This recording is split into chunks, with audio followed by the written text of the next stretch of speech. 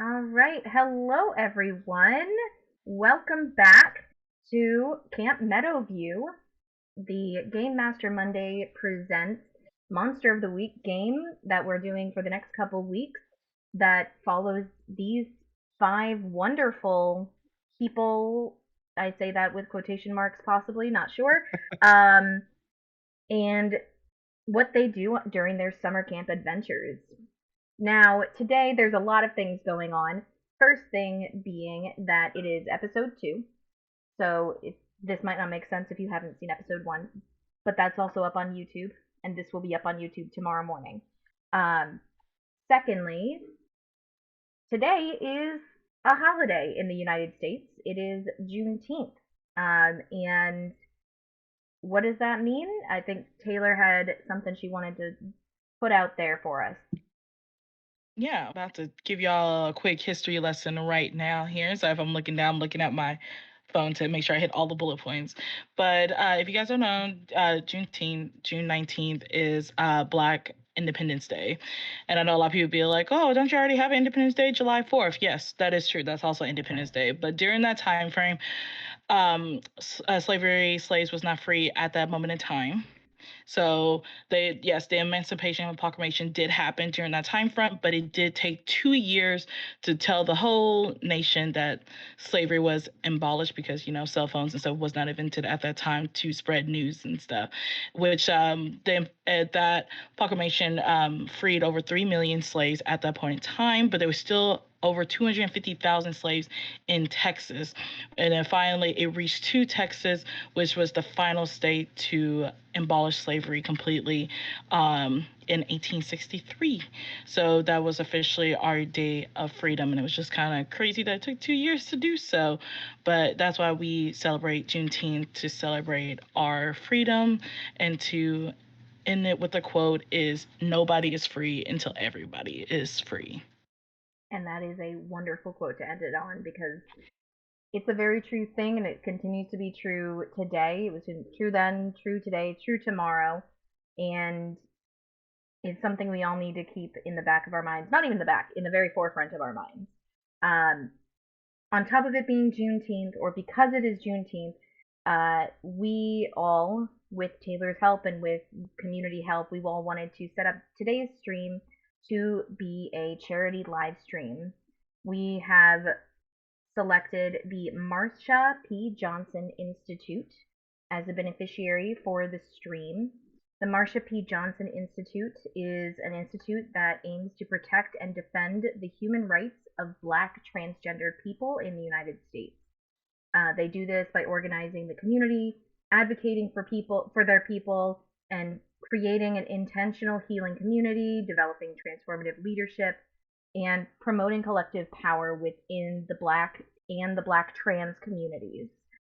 Um, so, with it being Juneteenth and June being Pride Month, this seemed like the best kind of mixture of those two, but also a really wonderful cause, being as Marsha P. Johnson, if you know your gay history, is one of the mothers of Pride with the Stonewall riots way back when. So, you know, it's a great organization, and we have a QR code down there in the bottom right hand corner of the screen. Feel free to scan that. You're gonna be other way, Ross. It's weird for you. You guys are all. It's all on my screen. You guys can't tell. You none of you are oriented right, and it's fine. It's in one of the corners. It's Just in a just corner. pick a corner. It's in Yep. one of them. The Yep. lower right hand one in the Yep. Twitch video. Yes. Um, please go there. That's our Tiltify to that goes directly to Marsha P. Johnson Marsha P. Johnson Institute. It's not something that anybody at Game Master Monday ends up touching. We don't see any of the money apart from seeing the numbers, but we don't touch any of the actual financials. It goes directly to the organization itself. So, uh, just wanted to be transparent. That's why you're not donating directly to that institute and donating through Tiltify instead. It's just so that we can see the numbers, but we don't touch any of it. And yeah, it's a great organization. I would love to see people donate if they can and if they are able to. I understand that finances, not everybody's in the financial position for it, and that is a okay. as long as you're here and you are engaging in the video or enjoying your time, that's ultimately what matters, and we will see what happens. All right, how are we feeling after that long-winded explanation of what's happening tonight? Good? Awesome. I All am right. real excited for summer camp. Yes. Um, so last week we met our 5 junior camp counselors. We got to see the camp that they are spending their summer at, Camp MeadowView in the middle of nowhere in southwestern Colorado. And we came across some spooky things. We saw a supposed cryptid that attacked an animal on campus, and we saw what looks like a body double or something else going on with the camp director, resulting in not Debbie, but as the cast has seemed to collectively deem her, Dark Debbie. So, going around the virtual table, I'm going to start over here, so that's going to be Melody. Would you mind introducing yourself and who you are playing tonight? Yes. Hi, I'm Melody. Find me at Melody Has Cats on most socials. I'm the event coordinator and occasional cast member of Game Master Monday. You can find me on the GMM Discord most of the time. We actually have an event coming up. It's an all-day event. It's Sunday, June 30th at and it's a fucking pride party. But more on that later. I am playing Bethany. She is weird, and so am I. So this is camp, and we're gonna have a great time. All right, down here we've got Taylor. Hey, I'm Taylor, Spunky Taylor, on all social media. I'm playing Imani. Both of us go by she, her pronouns. Very excited to have a baby goat today. They all reminded me today that they got a goat last session because they convinced Dark Debbie to let them keep it. Convince. Yeah, I mean, it was a convincing role. It was fine. All right, Yeah. below me we've got Ross. Hello, my name is Ross. Pronouns are he, him. I'm playing RJ. Yeah, I'm the GM and editor, co-producer, co-host at Blades of Mayari. We are a Filipino-Canadian-led actual play podcast inspired by pre-colonial Filipino mythology. You can find us at Blades of Mayari.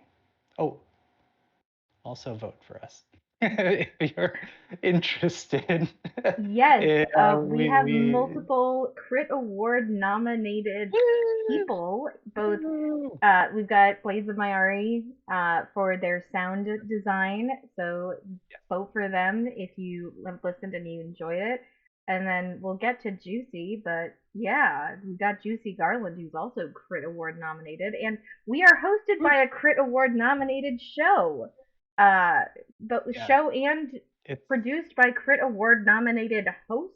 It's amazing. It's a lot. Congrats, Grant and Jenny. Yes. yeah, And nominations congrats all to the way down. everyone who got Congratulations, nominated. everyone. Next we have Rosie. Hello, my name is Rosie. I am playing Chloe Johnson. Both of us use she, her pronouns because we're literally just girls. I don't know what you guys, I'm 100% fucking serious. She's literally just a girl. The more you say it, the less we all believe you. And last, I'm a cast member on a podcast called Magnificence. That episode 1 is now out. Episode 2 will be coming out next week.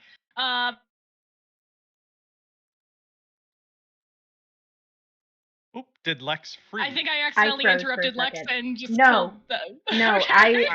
my screen froze and I was looking down at our group chat and Ross's depiction of your goat and was laughing.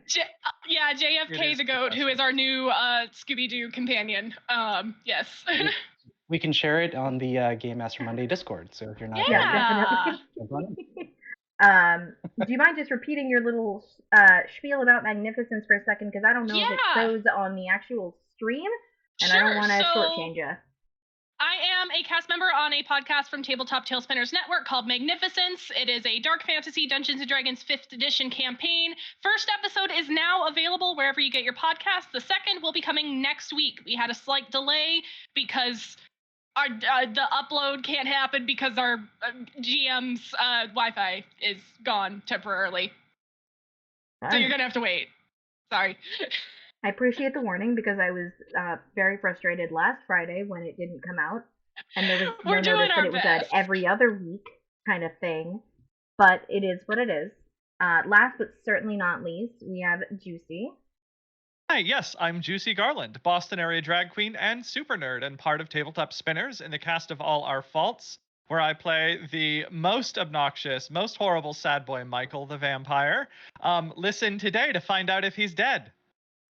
And I am also crit nominated for performance in indie games. I'm super excited. So go vote for everybody who you know and love, including me and Ross and Grant and Jenny. Heck yeah! Yeah, I'm so excited about that. It just feels so nice that the community recognizes this weird drag queen who just loves weird, horrible characters. So thank you all. Yeah, I am so excited, and I am playing Howie, who is a little weirdo, and instead of notes, I am making a conspiracy board as we go, because that's all that matters to Howie. So that's all that's going to matter to me. Please go to Juicy Socials to view the conspiracy board because there is a dabbing Bigfoot on it. There is, and I will be uploading my changes to it after tonight. Yeah, it's the dabbing Bigfoot got me at one point. I lost it a little bit in the best way possible, but like that's that just stuff on Canva. It's great. Yeah, she didn't go looking for that. She just searched for Bigfoot on Canva. Like, shout out to Canva for having a big dabbing Bigfoot decal for their stuff. Yeah. You know, what a random thing. All right, and then last, I guess actually after the really last but not least would be myself. My name is Lex. My pronouns are they, she, meaning I prefer they, them, but she and her does not offend me. I am not a he, him. That's just not where my heart lies. To each their own. But I'm your keeper or your supervising storyteller for the evening, and we're going to see what kind of things these wonderful people all get into. Now, I'm going to change my screen, not your screen that the video or that people can see, but my other screen so that I can see what my notes say. All right. So, you guys all got sent to bed after dealing with Dark Debbie. You have your goat, JFK the goat. Okay. You all do your thing. You go to bed, and the following morning, what's happening when we first get up? Anything? Is there anything in particular that you guys want to do on this kind of limbo day where you're just kind of prepping for campers to show up the following day? It's not quite camp, but you're starting to get to work. Is there anything in particular you guys want to talk about that you want to do? You're all currently in your kind of bunk area together. I see Bethany. Bethany wants to make sure that JFK has a home in their cabin. Like, just make sure there's. So that would be her first priority of the morning. Okay, well, you know that just from spending some time with JFK, you would know that many goats like to jump on things and like to, kind of scale things that they maybe shouldn't. So she is able to get onto one of the lower bunks. So you're able to make a little bed out of one of the spare lower, bottom bunks. Okay. I think we were planning on removing a mattress from one of the lower bunks, thinking it'll be a little almost like a fence when it's hollowed out without the mattress on there, and that she just jumped on the mattress, and we're like, you know what? Yeah. We'll just okay. As long as she's taken care of. Okay. That was Bethany's priority. Okay, yeah. So I think we go to the Lost and Found and find an old kid-sized pair of sunglasses that somebody left behind last year, and for that's JFK's first accessory. Okay. Beautiful. You guys are just gonna start adding things to this goat, and yes, we'll see guys, if she eats them. What do goats eat? Do goats eat hamburgers or something? They eat everything. I think anything, yeah. Anything. Anything? Like, I wouldn't leave your Anything. clothes around. Like plastic bags? JFK is chewing on the Speedo that we got for Howie last night, I think, in this moment. Yeah. Oh, We no. probably should be careful of the food. We don't want to deal with big pooping problems. Oh. Okay. Drop What? it! Yep. So you guys, if you wanted to, you guys, when you leave to try and find, I'm frozen. Okay, when you guys leave to try and find food for JFK, you can leave to go and get hay or something from the barn. Is that something you're interested in, or are you guys just gonna let her eat what she feels like? I think on Chloe's to-do list was to go back to the barn, check on the injured goat, and like check with somebody to see if there's a local vet that we would want to contact or something. I don't know. Yeah. So you guys, so who wants to go to the barn? I think Bethany would, but she'll, yeah, Yeah. just to Okay. take care of the goats. Yes. Yeah. So you guys go, or Bethany starts heading to the barn. Does anybody go with Bethany? I'm going. Okay. Chloe. Everybody else stays behind to deal with their own life, and that's fine. The two of you start heading to the barn, and you see Marcus, one of the other camp counselors. He is doing what he was told. He's out there going to muck the stalls. And you see that he's not just like mucking stalls, he's out in the pasture area where the kind of carnage was happening. And he's very clearly cleaning everything up. And he sees you all approaching and he's like, dude, something fucked up happened. I don't know. I took care of it. I took care of this bit. But it was not good. And I gotta go into town and bring this other goat in. It's got a cut on its stomach. It looks okay. It looks pretty superficial, but like not look great. Maybe I don't want you guys getting freaked out. You guys don't have to come over if you don't want to. Why are you here? Oh, well, the littlest one went home with us last night, and we wanted to check and see if the other one, the one that was injured, we were gonna like ask if there was a vet in town that you wanted us to call or something. So it looks like you got it taken care of, though. Thank you. Yeah, no.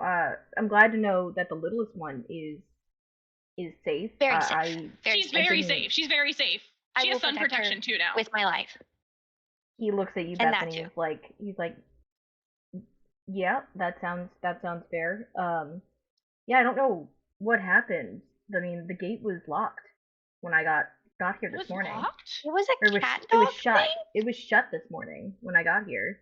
Oh well. So I don't know what came in. We closed it, but it was open when we got there. So wait, you guys saw what happened?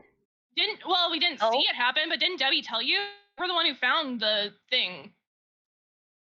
Debbie hasn't come out here at all yet. I haven't bugged. Really? Yeah, and I just kind of dealt with things. I haven't seen her. Really? Which should. So like she just let it sit out there all night? Well, we told her about it. Maybe there was something weird with her. What do you mean? She was fine last night when I saw her last. When did you see her last? I mean, after she went back. I'm assuming she went back to her like apartment area after pizza. She was fine. Well, we saw her later. Yeah. We went straight to her because we were like, oh God, even if one of the actual counselors was here, even they wouldn't be the ones to handle this. This has got to be an adult. And so we went like straight to her place. Marcus looks at you and he's like, well, I'm an adult. I can kind of deal with things.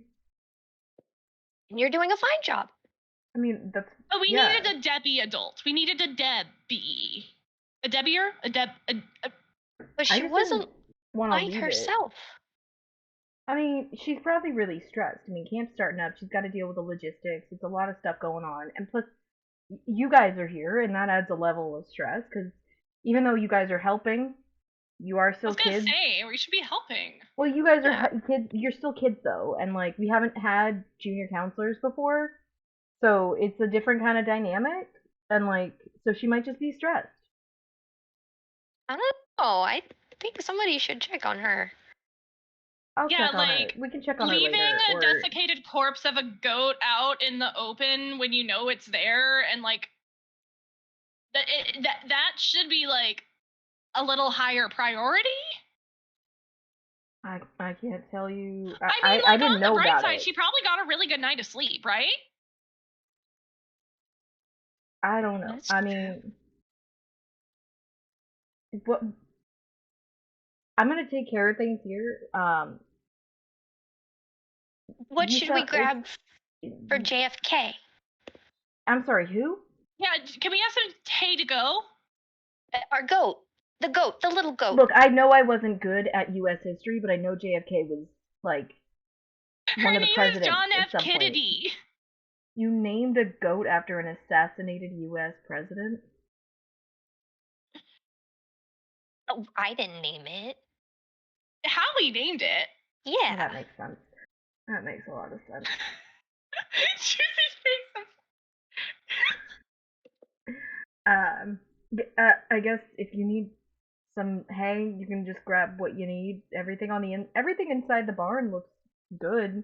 I'm gonna be heading out within the next hour or so, and you kind of look inside the paddock area where everything wasn't so great the night before, and he's cleaned it up really well. He's gotten most of basically cleaned everything up. Somebody who didn't know something had happened wouldn't necessarily notice a any issues with the area. Um, so everything looks great.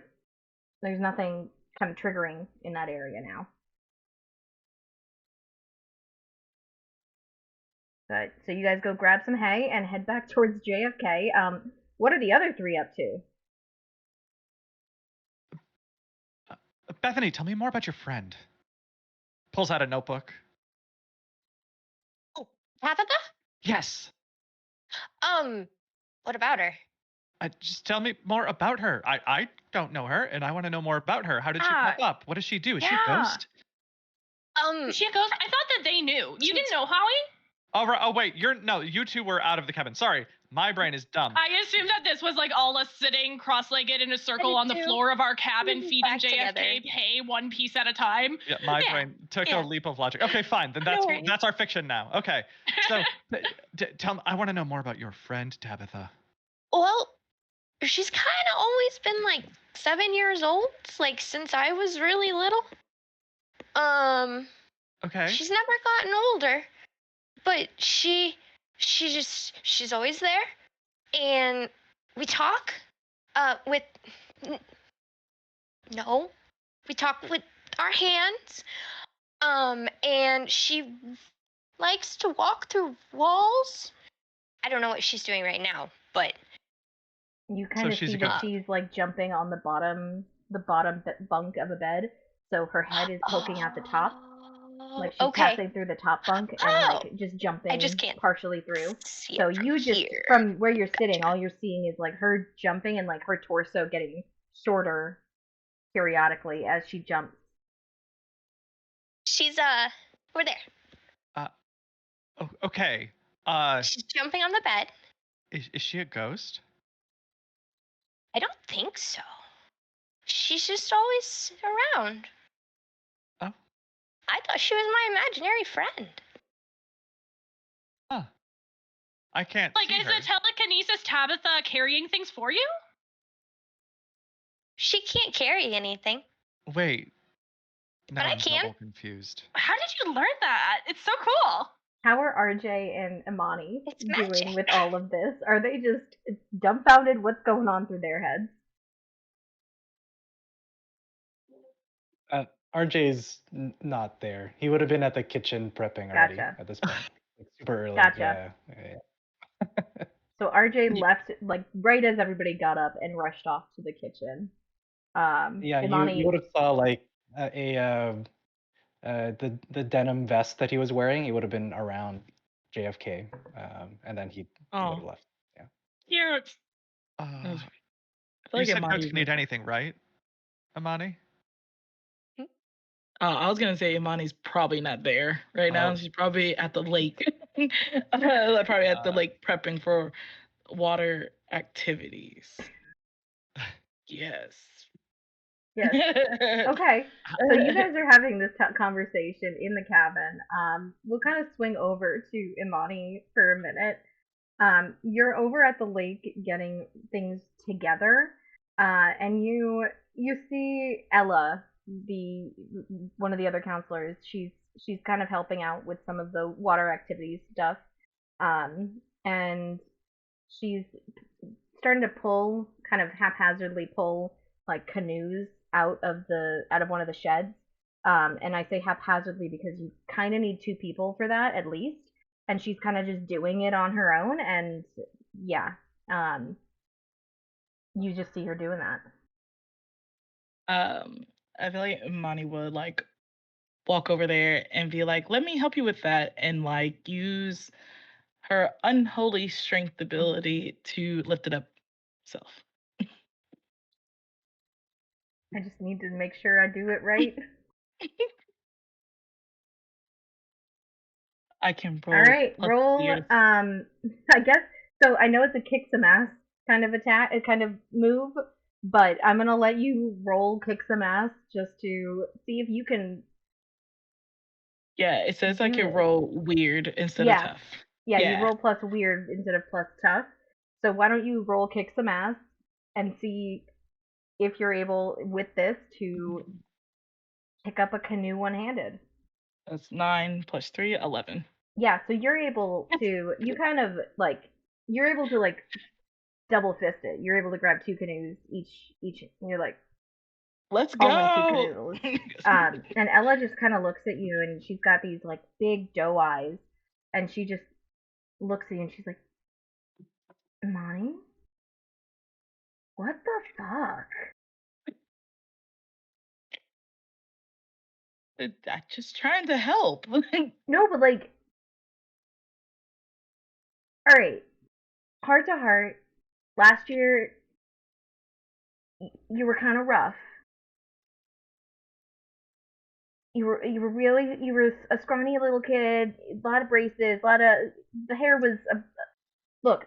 I love natural curls and all that. Don't blame me. Don't get me wrong, but it was not good the way your hair was at the time. Like it looked really nappy. Um, and yeah, you couldn't haul you could not pick up one canoe, let alone two. What the fuck? uh, well, things can happen after a year. Like, what are you jealous or something? I'm not jealous. No, I'm not jealous. It's I, just different. And mm, look, puberty does a lot to a lot of people, but it doesn't do that much in a year. and like, but it worked for me. I guess I was the blessed one here, and maybe you should probably check yourself now.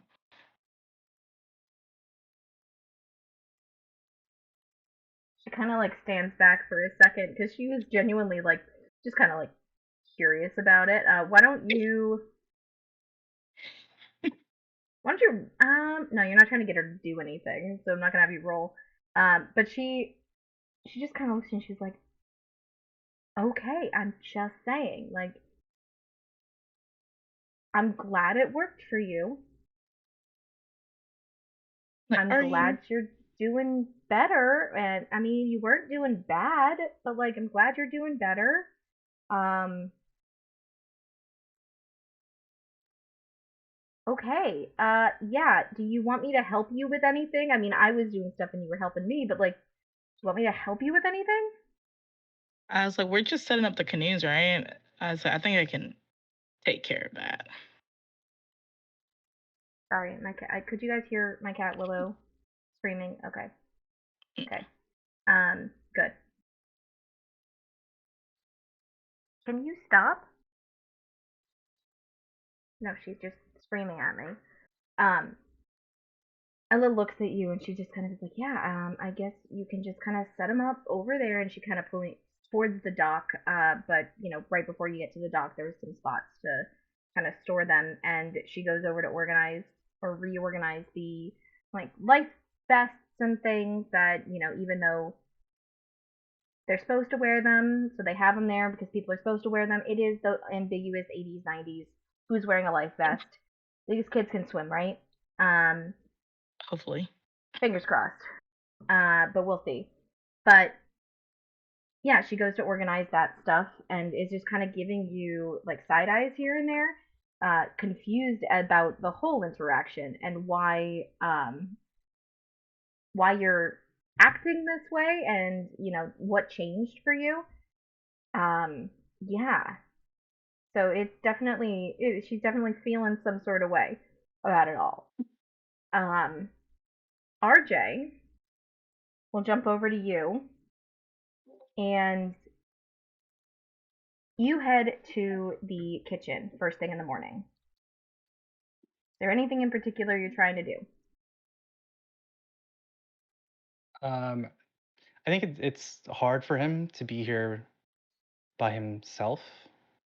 So, Uh, speaking of by yourself, you walk in and you see a very lanky, late 20s dude, late 20s, early 30s dude, who, even though it is like 8 in the morning, clearly has already smoked like 3 bowls, um, and is just kind of sitting there. And he looks over at you and he goes, "Sup, what's going on?" hey man, you you look chill. Yeah, I mean, yeah. Yeah. Sorry, out of character. Have we met yet? Was he like? No, Did you don't know we him. interact with? Okay, cool. So RJ's just gonna start heading towards the kitchen. He takes that moment of like nostalgia, I suppose, and like just buries it deep very quickly, and he's back to kind of himself.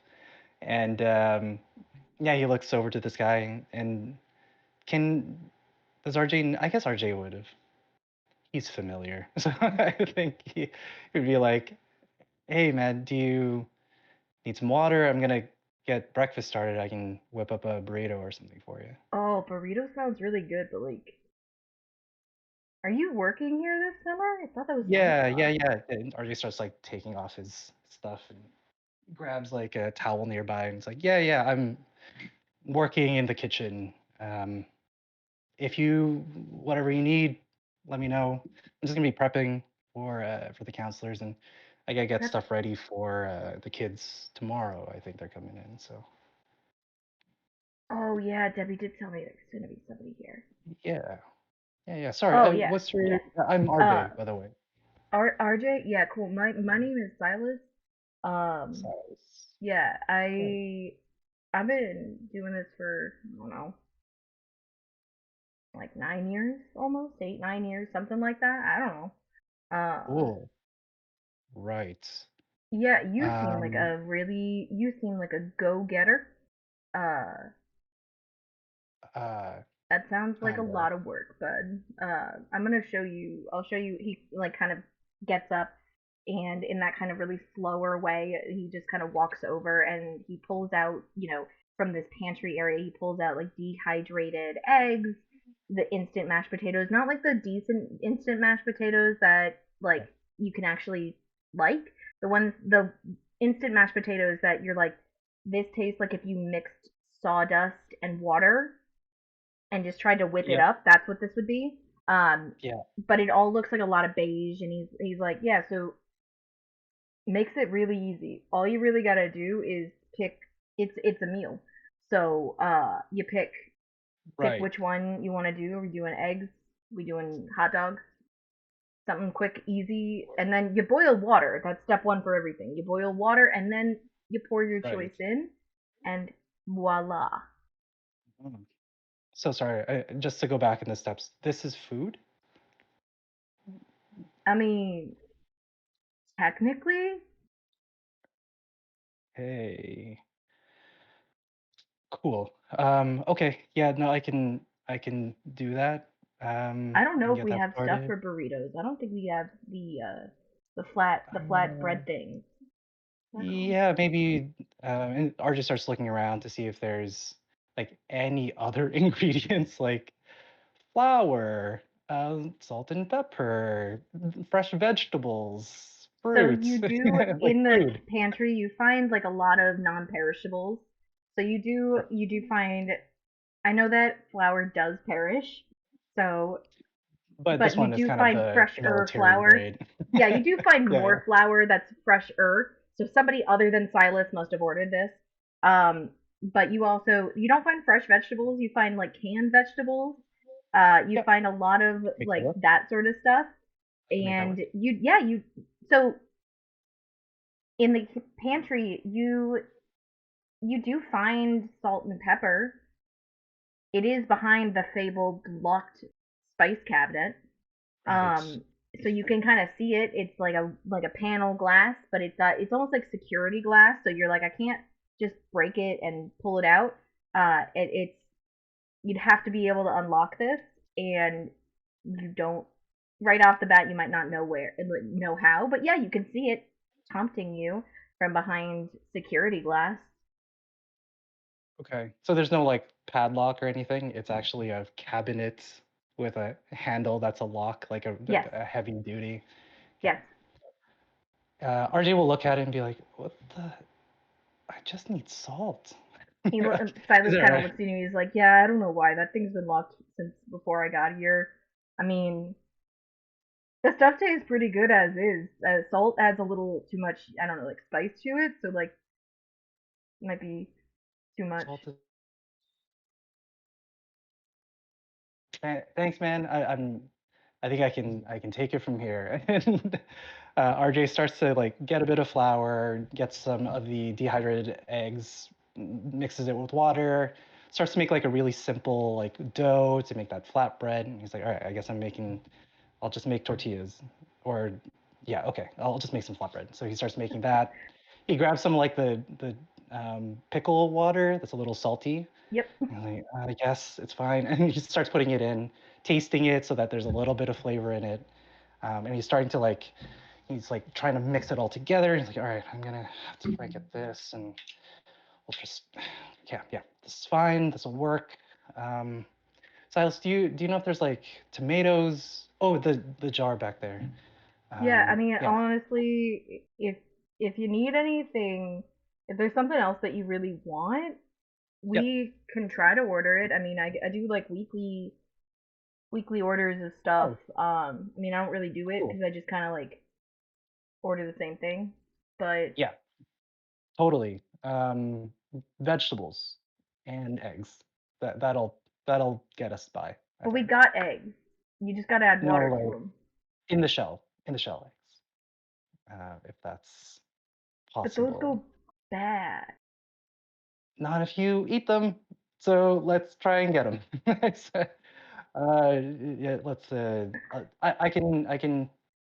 I heard that the kitchen, this kitchen was really great a long time ago, and I want it to be that way again, if I can help it.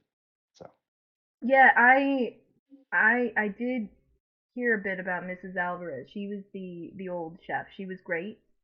Uh, I never tried her food, and honestly, I'm just cooking what I know. It's good cool. stable. It's a good No, stable stuff. It works, heck yeah, and it feeds a lot totally. of people, man. Totally. Like, there's no shame, no shade on this food. You got to eat. You got to eat what you can, the best you can. So all good. But let me show you what I can make. If you can get me the ingredients, I can make it worthwhile. Okay, yeah, yeah. We'll try it your way, buddy. We'll see kind of how it goes. But yeah, yeah. Great. Um, Awesome. Thank you. And like as RJ was talking, he actually finishes one of the flour tortillas or the flatbread, gets a bit of the tomato that he's already kind of like seasoned with like pickle juice. waters. Yeah, and like tomato juice, which has like natural MSG in it, so it's getting a little bit of that flavoring. puts it all on, and he's like, "This will help." And he wraps it up. He finds like a paper towel, kind of wraps it up in a like burrito style, and hands it over to Xylus. Silas, Right? yeah. Xylus. Silas. And he says that he hands it, and it's like, "It's for you, Xylus, right?" Yeah. Oh, Yeah. thanks, man. Yeah. Yeah, I could definitely eat. I mean, this is the one of the best burritos he's had, like probably in Good. a very long time. I He love is Yeah. very impressed by your burrito knowledge and your cooking, and yeah, he's very excited about it. Even though he doesn't really show it because he's way too high He's to be that stoned excited. as hell. Yeah. Um, One other question, Alice. The spice cabinet. Do you know who has the key? Do you have the key? I'd love to like get in there.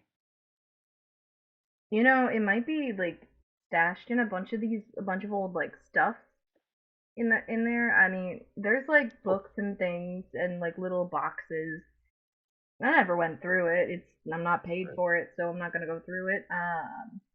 Cool. But yeah, I mean, you can kind of dig through that stuff. I never like I don't understand spices and things, so like I don't never really Yeah. bothered You're good trying. with herbs though, right? What do you mean? No, no, never mind. I could look through the Oh, boxes. I get it. Good job. Yeah. Nice one, buddy. Yeah, yep, I do like some herbs. Yeah. Yeah, yeah. Uh, the other three back at their cabin. Is there anything that you have been wanting to do while, like, you've been chit chatting? And is there anything that you all have been want to do to get ready for campers arriving? JFK the goat is doing beautifully. Everybody else is doing great. Anything you guys Yeah, want to do? I think that Howie will like grab his notebook and pen and like put them in a bag and put that on his back. He'll notice like RJ's vest on the ground, and because they said goats can eat anything, he'll pick it up and put it on RJ's bunk. And then he will head over to the theater for the sweet, blessed darkness and air conditioning. So you go over to the theater. The theater has a large interior portion that backs up to a stage that opens to the open air, basically. And outside there's some seating. It's very rudimentary seating, but seating Hmm. nonetheless. That stays there year round. It's kind of like it's just like stone, almost amphitheater style Yeah, I'm stone. I'm imagining like a shitty old barn that was like Absolutely. converted into a stage, and Yes. like it has like sliding double doors in the back behind the Yes. stage, and like the Absolutely. worst curtain. Oh yeah, the curtain is like that really kind of shitty maroon color that has now been. It's got like spots of fading from the sun, moth Hmm. holes, moth bites, and everything. It is, it's nasty looking and nasty like smelling, and just gross. But you know what? It's not. It's not outside. There you go. So you go inside. You do see there's a bunch of books in here too. Most of them are Cool. like plays. There's like a collection of plays. Most of them are kid friendly, straight plays. So not musicals. I'm not about to sit us all through a bunch of children trying to do Into the Woods. Oh, Um, I want that. Juicy wants that. if you would like to do Into the Woods, I can be persuaded. I mean, we don't have the rights for it. I'd imagine looking at the plays, and it's like Love's Labor's Lost, like Twelfth Night, The King in Yellow, and then like some weird Ibsen play. Yep. Yeah, you see before it even came out on Broadway, you see like a thing for Rent, and you're like, oh dear God, Oh, why? Like too weird. much singing in here. I love Rent, don't get me wrong. But yeah, you see a bunch of that stuff, but you also see like there's a bunch of like nature books in here. This seems to be kind of like the catch-all for a lot of like reference stuff. So people who are going on nature hikes, they'll grab books from in here to look at different plants, to learn different animal tracks, to kind of get all that stuff. This is like one of the very few air conditioned places in the camp. so it is a safe place for books. I love that. He's just gonna luxuriate in the silence and the dim light. Beautiful, beautiful. Love Mhm. that. How are Bethany and Chloe doing? I need to find the camp nurse. Remind me what her name was. Janice? Janice. I need to find her. All right, Touch so base.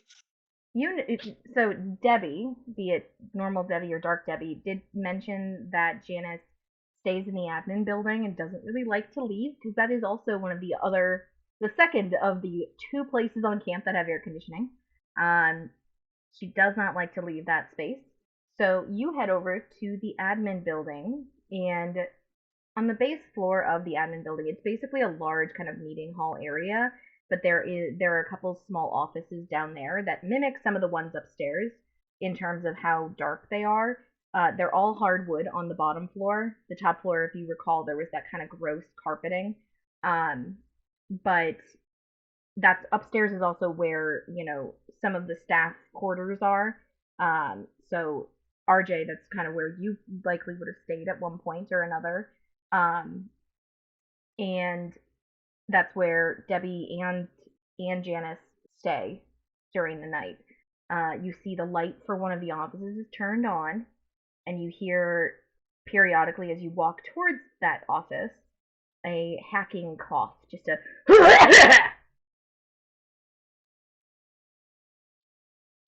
I head towards that office and kind of peek around. Is the door open or closed? door is wide open. Okay, just kind of like do that awkward like step it as you step in. Hello, hi, Hello? Can I help you? Janice. Yes, and who are you? I'm Chloe Johnson. I was here like 9 years ago. I don't blame you for not remembering me, but I'm gonna be your assistant. Oh yeah, Debbie did say something about not having to go deal with things as much. Great. You know how to do first aid, right? Yeah. Great, great. She kind of she is a heavier set woman with long unkempt hair. And when she gets up, it's a very much of a show of it where she's just like she smokes so much. The entire office just reeks of cigarettes. And when she gets up, it's definitely difficult to breathe with it. And she Smells gets like up, my grandpa's house. It's fine. she's like, all right. She goes over to a cabinet and she pulls out this kind of musty old first aid kit, and she's like, some of this might be a little out of date, so go through the supplies, take what you need. If I like need to go to town to replace stuff, is there like a camp card to use for that, or an envelope? An envelope. Yeah, for you to like put the money in that we can take for the needs of the camp. Oh right. I'll bring the receipts, of course. Yeah, just I guess come let me know if you need more stuff. Usually, you know, I expect kids to get beat up. I'm not about to step in for nothing, but like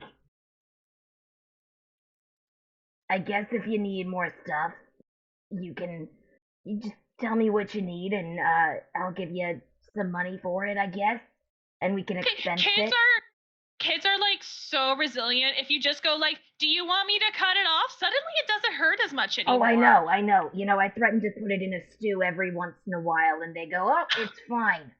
They don't want their leg grilled and served to the Yep. campers. But we also don't want infections. This Neosporin expired 4 years ago. But I haven't had an issue with it. If you want to get something new, that's fine.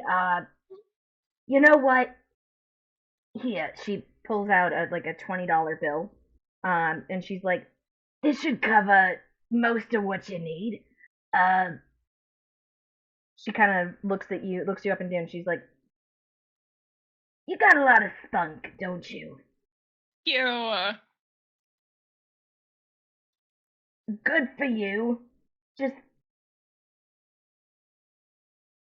I hope you're a quick learner. Totally no first aid. I'll just send the kids to you if they like need to take if they need like orange juice and saltines or something, okay? I don't want to see them for orange juice and saltines. Oh, but you gave me so much orange juice and so many saltines when I was here. Were you one of the kids that threw up a lot? No, I just if I didn't want to do something, I'd be like my stomach's hurts and then they would send me to you and you would give me orange juice and saltines. Of course. No, I don't want to see kids with orange juice and saltines. That's something Okay. you or Silas, the guy in Okay. the mess hall. Okay. God rest his soul. So Not God rest his soul, but God save his soul, because Jesus Christ. I guess he can deal with it. I'm sure he's got some orange juice from concentrate in there. If somebody's feeling lightheaded or something, what I don't should want to I see send anybody. kids to you for? If you see a bone, Got it. Okay. What about like if the bone is gone? if you find a kid with a missing bone and that's a problem, yeah, send them my way. Mm-hmm. Well, the flesh would probably be gone with it. You're gonna go very far in this field, my sweetheart. You got a very dry sense of humor, very dark sense of humor about things. Yeah, So I I don't will want to just see him trust your unless it's expertise in mortal an peril. emergency situation. Your expertise will be trusted, but otherwise, I will do my best not to bother you. Thank you. I'm very happy to be allowed to be so independent when I'm just a junior counselor. It's so exciting. Why wouldn't you be allowed to be independent? You're putting on band-aids.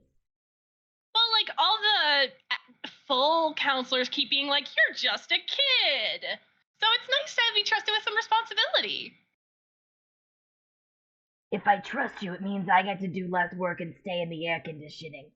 But yeah, take this 20, get what you need, give me the change. I want the change. Okay. I need Bring the receipts. receipts. Yes, Mhm. please. Mhm. And she actually rifles through her bag, grabs a 10. She's like, can you grab another couple packets of smokes? I need some Marlboro, Sure. please. Do you like the red ones or the gold ones? Red. Or the green ones? The Always red the ones. red. Okay. The red ones. Got it. Thank you.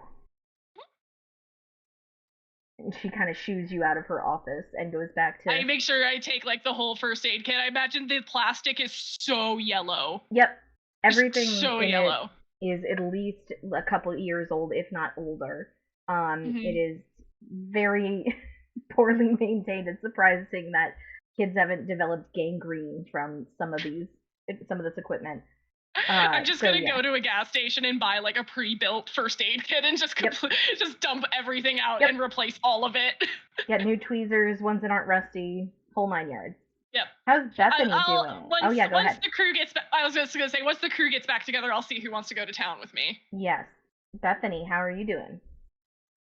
She's okay. She wants to check out the arts and crafts cabin just to make sure everything's still stocked, what is missing, and Yeah, so you go into the arts and crafts cabin. It's a smaller kind of space, and you see that there's like workbenches with little stools for chairs throughout it. And the walls are lined. Sorry, my throat. Janice's voice always hurts my throat, but it's worth it. The walls are just lined with shelves that are full of kind of the weatherproof plastic boxes that are all full to the brim with different supplies. Oh no. Is there anything in did you miss anything? No. Okay. We're good. Is there anything in particular you're looking for? Just making sure everything's in its place. So I guess I'm looking for something to not be in place. Why don't you? That makes sense. I'll have you investigate a mystery. It's not really a mystery, but like It just so you can get an idea. Yeah. And we're not gonna ask the questions if you do well with it, just so that. So I'm gonna have you roll plus sharp. Okay. 7. All right. So everything looks pretty good. There's nothing glaringly out of place that you can see. It all looks decent, Hmm. relatively kept. Okay. I'm satisfied then. Okay. Is there anything else you'd like to do?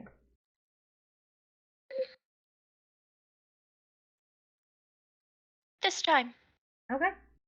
So after some time later in the day, you guys, I'm assuming, would all join back up at the cabin to check on JFK. Mhm.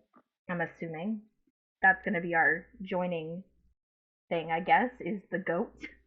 I did Okay. dig more stuff out of the lost and found. We have a little red bandana to tie around her neck. For Aw. sure. You guys please suggest other accessories for JFK. I guess the other counselors are like eating in the mess hall, and then I guess Yeah, so they've eaten. They're getting food. I'm assuming you've made some more of those tomato burritos. yeah, there's like powdered eggs. I think I Yeah, would have made just a spread, and people can put stuff into the flour perfect. tortillas. Yeah, so people are already like Ella comes through and she's the one who the night before had been begging you to actually like try, and she looks at you and she's eating this food and she's like, dude, how did you make it so good? I thought about what real food should taste like, and Yeah, kind not of styrofoam, work towards that. Yeah, not styrofoam. You know that concept. yeah, man. Oh, Yeah. so good. Yeah. I'll say that all of you guys kind of go to the mess hall while RJ's kind of putting out this spread to get food. Um, and yeah, I was talking with you, RJ, and she's just like, so Silas was okay with you like taking over stuff? Yeah, he seemed a little checked out. He's a very cool dude, and I Oh made him a yeah, burrito. So he's stoned like 90% of the time. yeah, Like yeah, he's just kind of there, and yeah, yeah, um, it's bizarre. It's a little bizarre. By this point in time, too, yeah, the other counselors, all of them are there. So Marcus has come back from the vet. We've got, of course, need to find all my NPCs. We've got Jacob. He's coming through, kind of grabbing stuff, and Audrey is grabbing her food as well. And they're all kind of just really excited about the food. yeah, Um, yeah. RJ's making like when I see Marcus and Jacob come in, I'm like, great, I should make a couple more tortillas. So he's like back into the kitchen trying to make more food because yeah, folks have been working in the morning. yeah. So Um, the four of you guys all come in. Imani, you notice that the other counselors are giving RJ a lot of praise. How does that make you feel?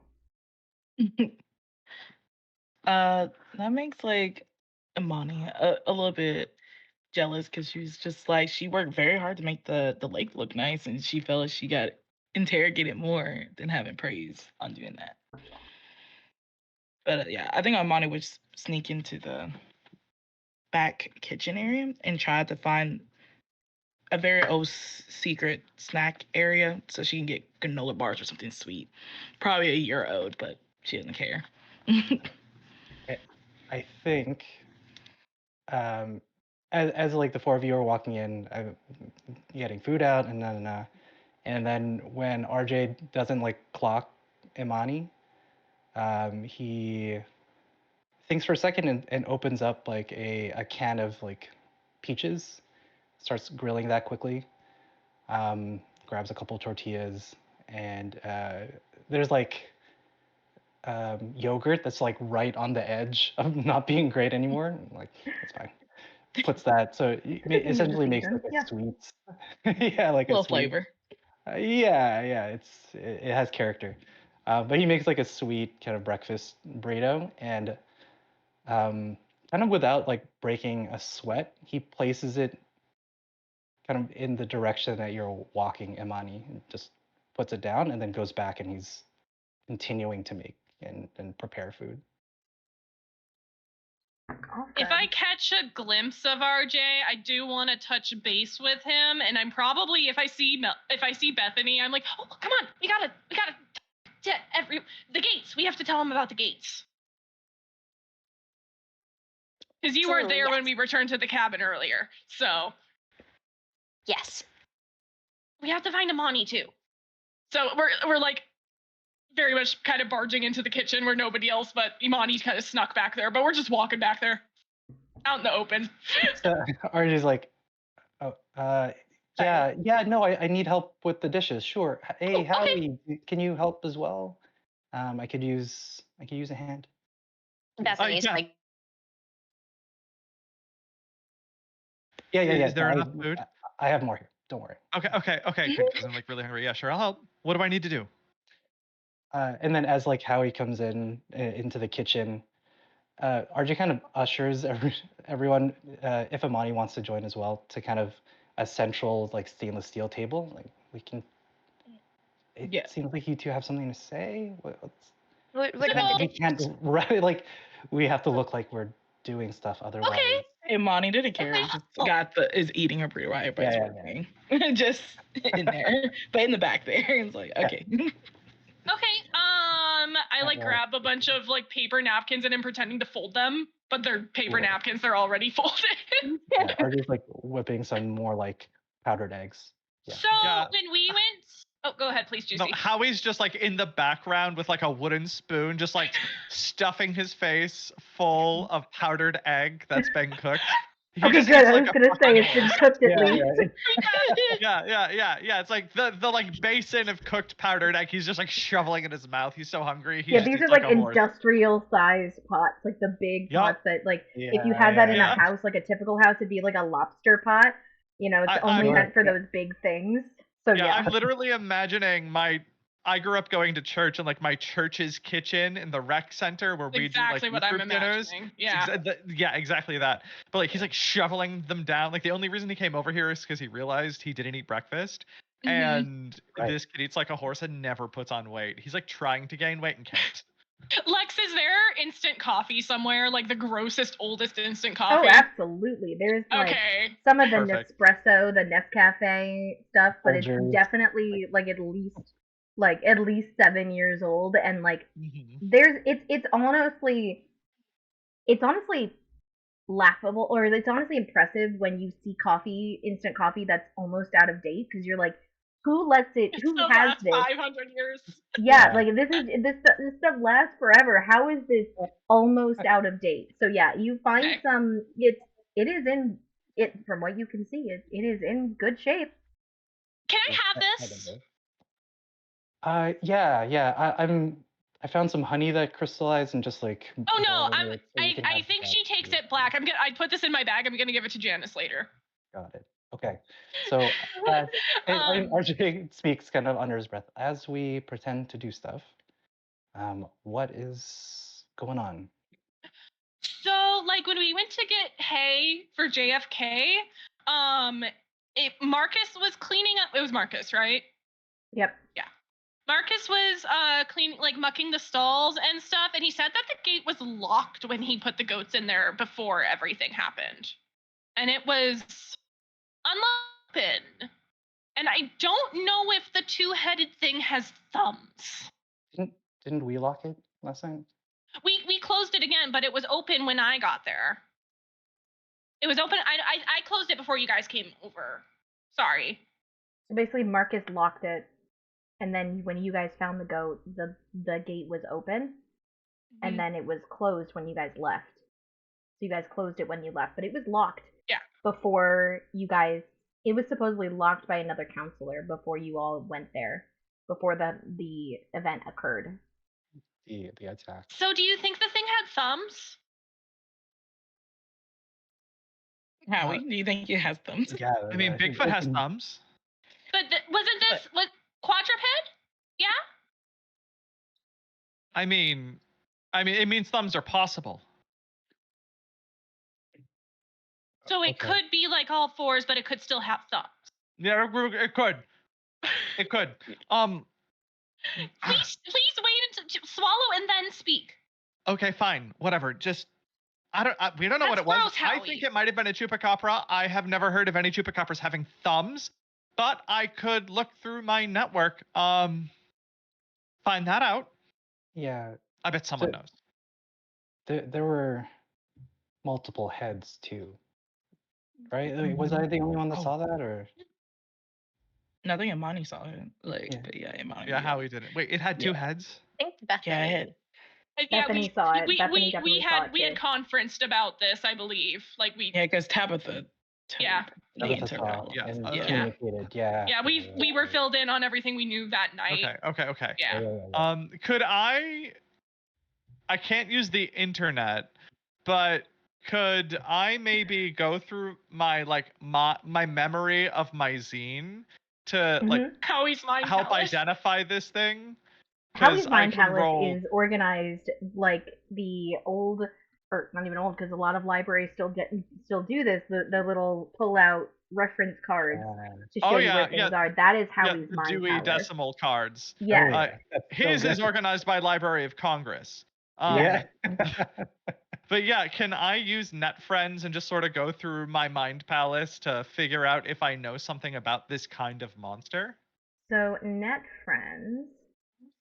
Yep, you know a lot of people from your zine. When you contact a net friend to help you with a mystery, roll charm. It would be when I contact them. Well, I would say that we can do something. We're kind of, with some of the stuff, with us being in a different world, time. We're kind of having some fun with it. I would let you roll plus sharp. Or I'll go through my notes. But like plus, it's based I would say on roll plus sharp, because it would be all the okay. information that you had gotten from people who wrote into your zine, and how you compiled it. So it wouldn't be, you're not charming somebody, so I wouldn't roll plus charm. Plus, I don't know how he's that charming. No, he's got a -1 on charm. That's what I thought. So that's an 8 total.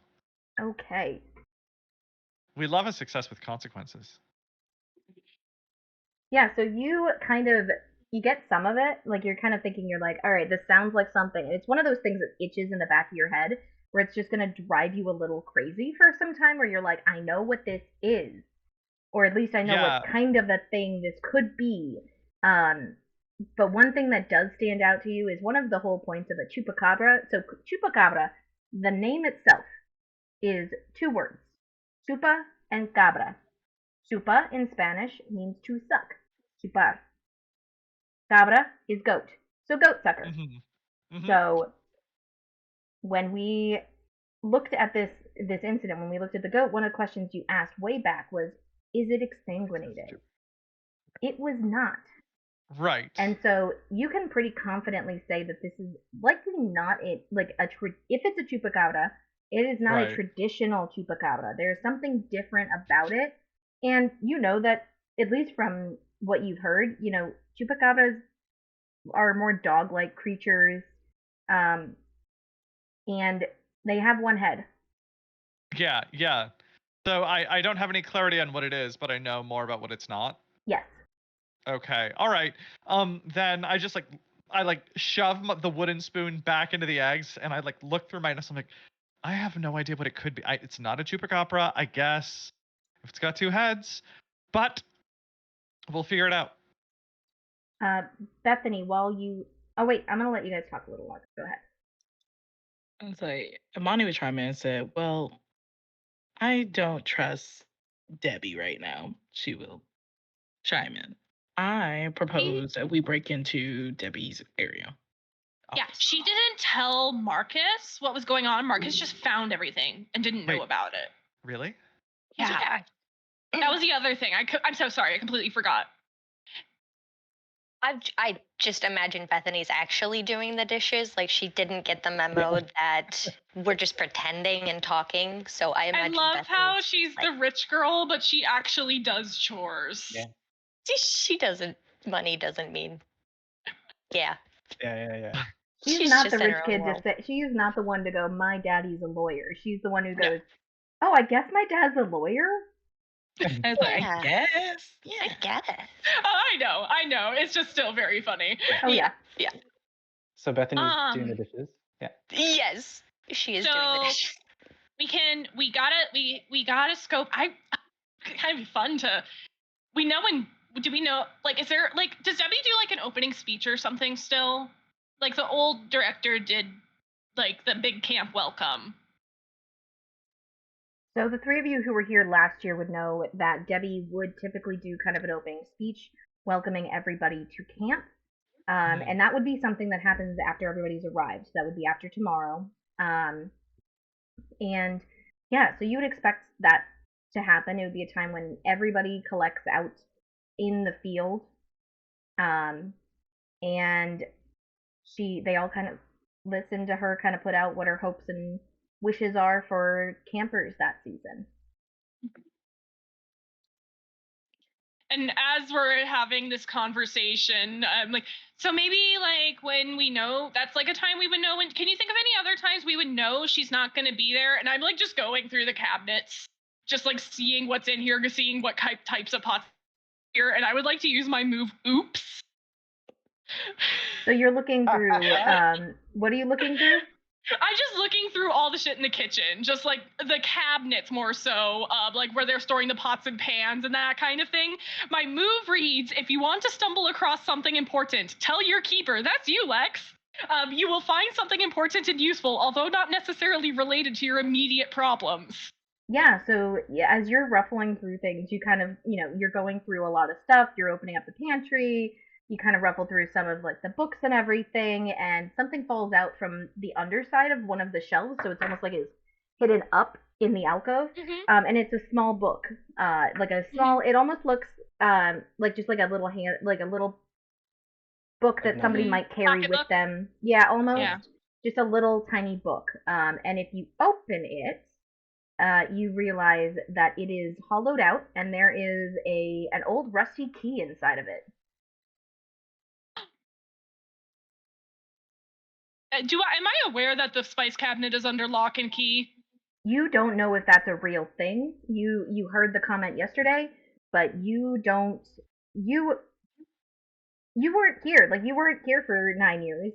You never heard about it when you were. Definitely was not under lock and key when I was here. And when you sure. look through and looking through this kitchen, you're like, I can see what they were talking about. How there's no seasonings out, and it's a little like very bland and beige food. So that's not surprising, and you kind of are. You would have probably assumed that it was an offhanded joke. It's basically locked up and not usable. Like we can't get like it's so hard to get spices here or get somebody to use spices. So whether or not you would have made that connection, I will leave up to you. And is this just like a blank notebook cover? Not like so it doesn't. So when you look at it, all that you see is I've got this written. I'm imagining it's like the size of one of those pocket New Testaments that the Gideons hand out all the time. Kind of. It's about the size of that, exactly. That's kind of what I was thinking, but I'm like, it wouldn't be a New Testament, like one of those. But it's basically, it's a little book, and it's got like a symbol of a sword on the front of it, like a gilded sword, with wreathed in different plants around it. But the inside of it, like you can't make anything out from the inside of the book. The pages are all have just been glued. Barely the margins. Yeah, and even that, it's like you're getting a couple letters, little splices of words.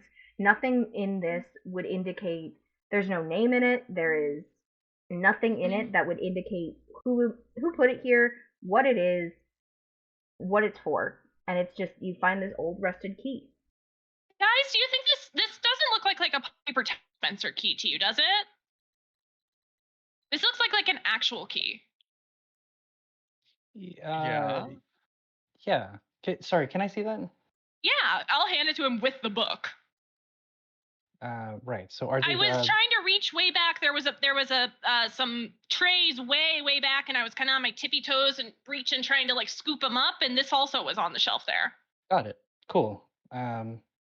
Yeah, I was actually looking for a key. Silas said there's a key here for the spice cabinet. So ooh, it's worth a shot. Thank you. Food will be better. Oh, please. While you RJ guys walks talk over about to this, Bethany, you see Tabitha. She's kind of been like going back and forth between the kitchen and the dining area, just kind of like skipping around in a circle essentially. and she suddenly runs back and starts kind of miming to you, like somebody's coming in, it's that lady, stuff like that. Dark And Debbie? she kind of The looks at you lady? when you say that, and she like nods, and she looks a little scared. She's like, Oh, Debbie's coming. Dark Debbie's coming. Debbie, RJ Pocket's Debbie. the key. Yeah. Imani Thank you grab for a your help, broom. everyone. You I'm can still you can doing the head back dishes. to your things. Thanks. Maybe we can all chat at the cabins later. I am guess stirring the eggs. I am sweeping. Awesome. No, Imani, Howie, thank you. I Should we can leave? get that. We I think gotta there's go. lots, and yeah, you as well, Bethany. I think there's lots to learn about the camp, so maybe we can just kind of do our tasks and meet up at the cabin later, and just Don't lose the key. I got it. To go down. You guys want to come? Yeah. You can get some more like ingredients and stuff. And I just like going to town. you guys want to go to town?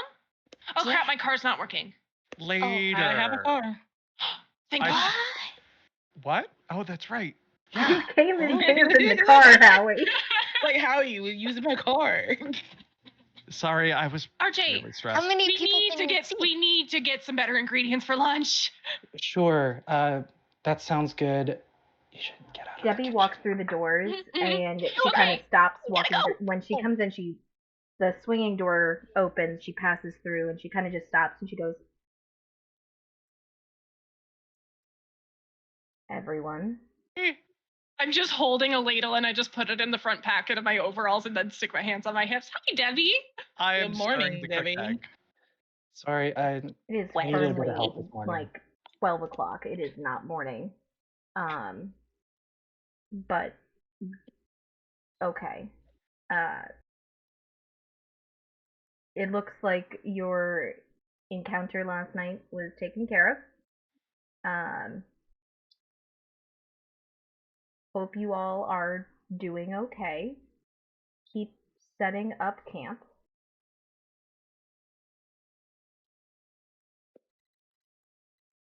I made some burritos if you wanted to grab one. It's just in the mess there.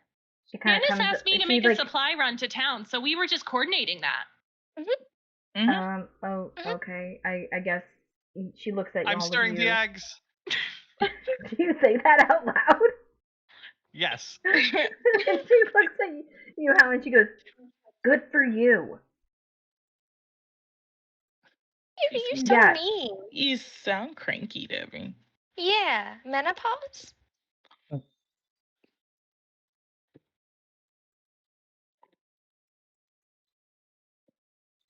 We can scratch that if we need to. No, No, I love that. not at all. It's a great kid roast.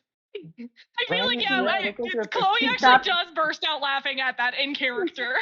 I mean, No. Bethany She would stops and say she it. turns and Yeah. looks Oh, at you, no. Bethany, and she goes, "I don't know what that is, and I'm not about to dignify it.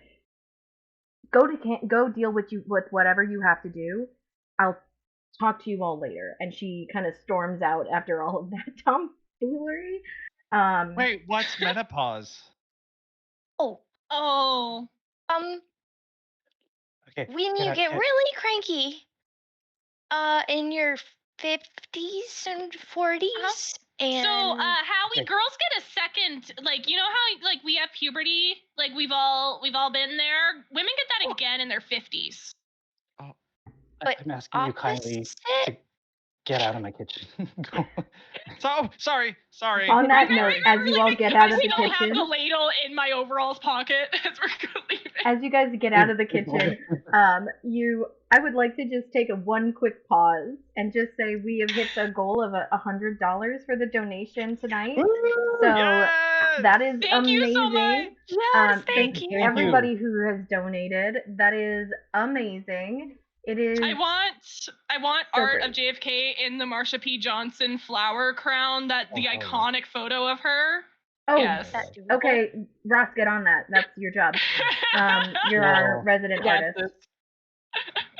I'll Found a Wait, picture.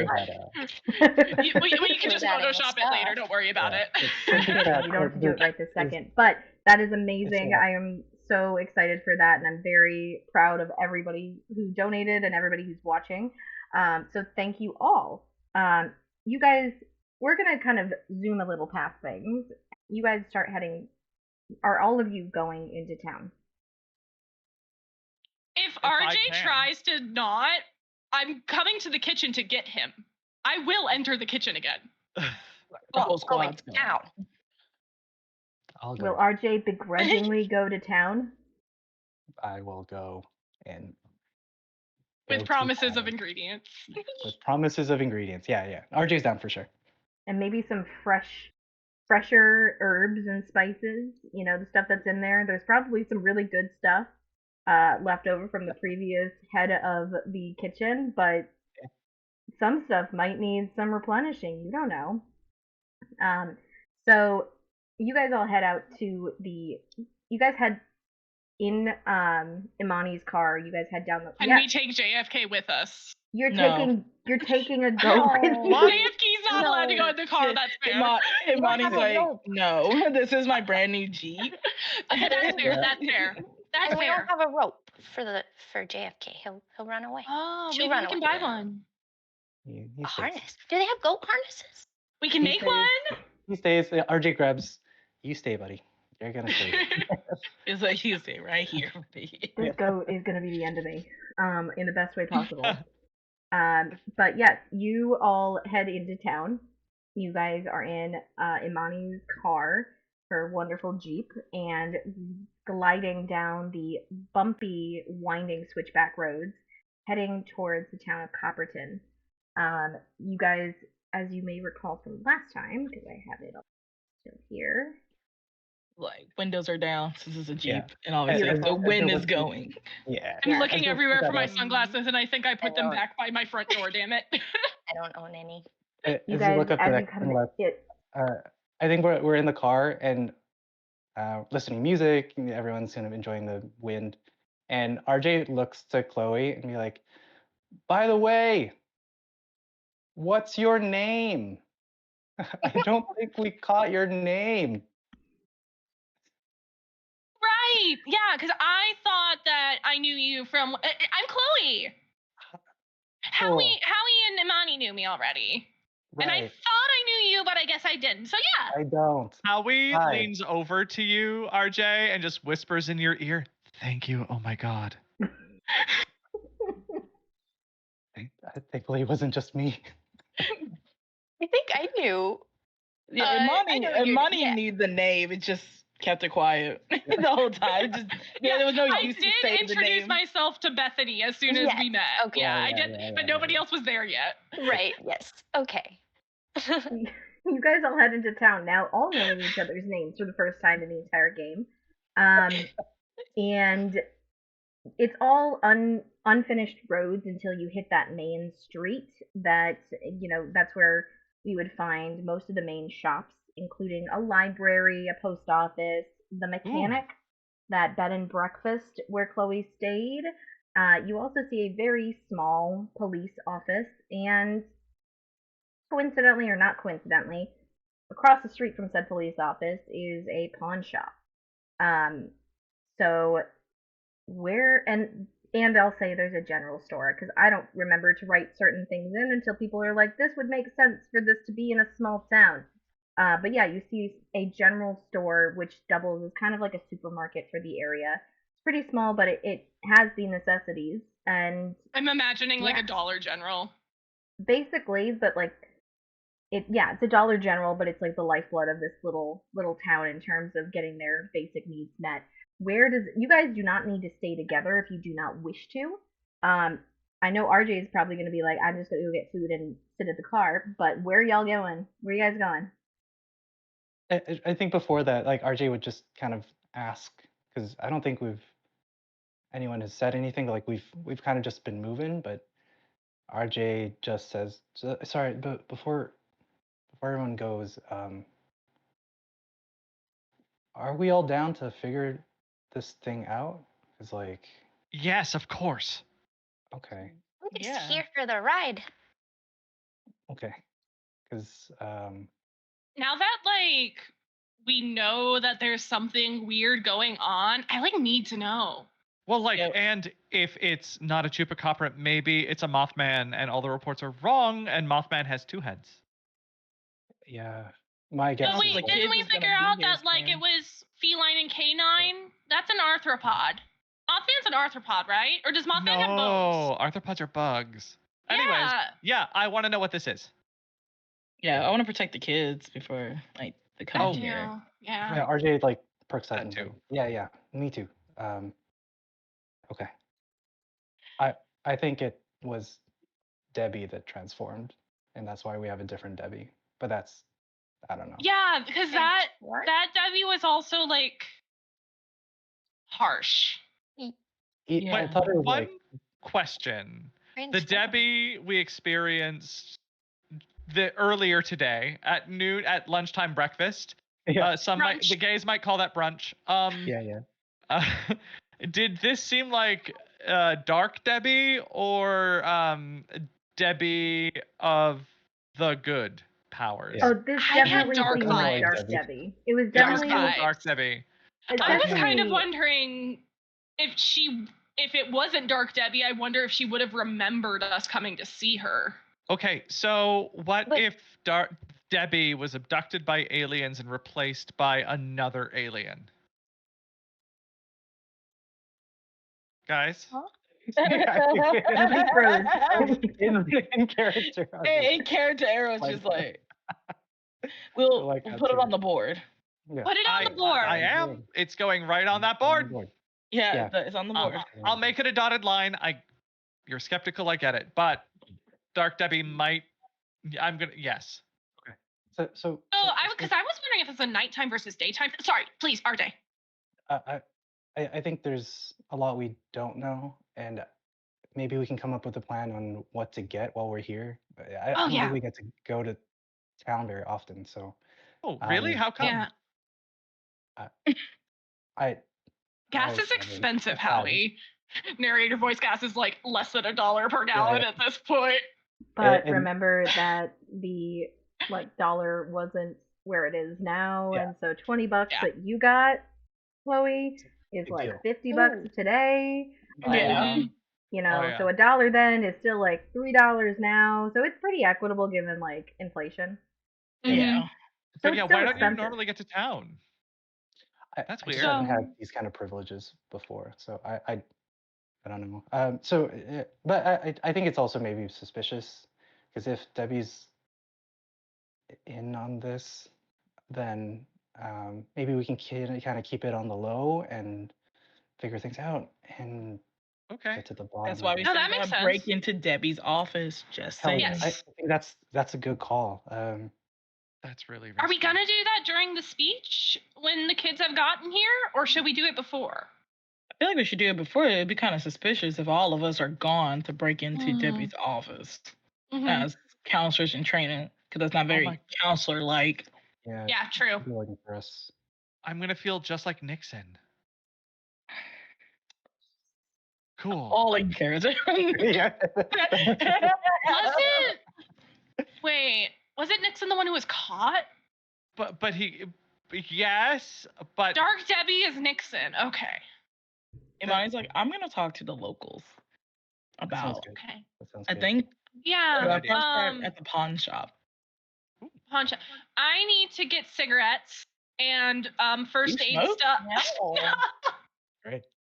No, Wow. no. Pretty, For that's pretty Janice. cool. For Janice. Oh, okay. I'm gonna say that's pretty Janice. rad if you She smoke. gave me money to get her cigarettes. And then first aid stuff, and I want to see if the mechanic will do a house call, or if we could get like a tow truck so I could get my car fixed. Well, remember, your Like car a isn't doctor? broken, it's out of gas. I will buy a gas container and fill it before we go. I was gonna back. say, just to save you some time on that, Yeah, remember yeah. it's just out of gas. Yes. Yes. Yeah, you just Howie, what are you doing? neglected to get more gas. Howie's just along for the ride. Frankly, he just didn't want to have to deal with children.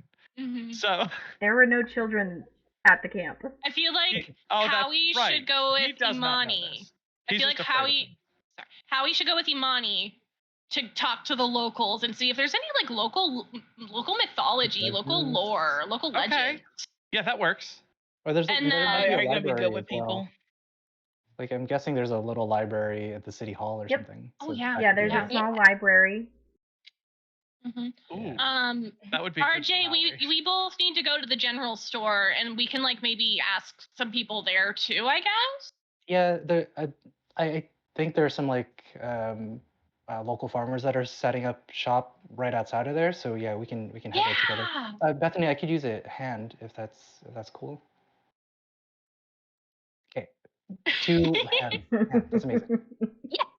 Amani, Well, do you technically, it wouldn't be 4 because the Yeah, Tabitha. Yeah. Because the Tabitha. Tabitha like can't this, okay. use hers. I Oh, guess that's fair. Just me. I got you. Yeah. Understandable. How many things can you carry? Or did you like? Are you like Oh, learning a more? lot. Do I? Okay. Yeah, I can carry a lot of stuff. We're only making one trip with the groceries, folks. All right, so who's Oh yeah, going where? Imani's like, I definitely could do that. Yeah, maybe Mommy's like the like, I know I'm strong. I am mommy. I am the yeah. mommy. I'm strong, man. Hell yeah. It sounds like RJ and Bethany are gonna head to like the kind of pop-up farmers market stalls that are set up outside of the general store. Yep. Chloe's at the general store as well. Amani, Yeah. sorry, you're chatting with locals. In my head it's like at the bar. I'm like, is that? Are you guys going? Funny So I enough, heard talks Right. about the library and I heard talks about the pawn shop. The pawn shop. Yep. There are bar. Yeah. There is a bar here, but you guys, unless you guys do a good like manipulate someone roll, you're not getting in. And I'm gonna I say Bethany mean, probably would not get in no matter what. If I anyone's feel like, doing okay, it. wait. Amani's got enough if we wanted to go raise to the get bar, we in. can. Okay, I just need to know, what is Amani's charm modifier? I need to know. Charm, probably not good. I just need to I know know- if Chloe is the most likely one to get us into a bar. Just a 1, but Okay, I have an ability for Yeah. that Amazing. if we need it. If we need it.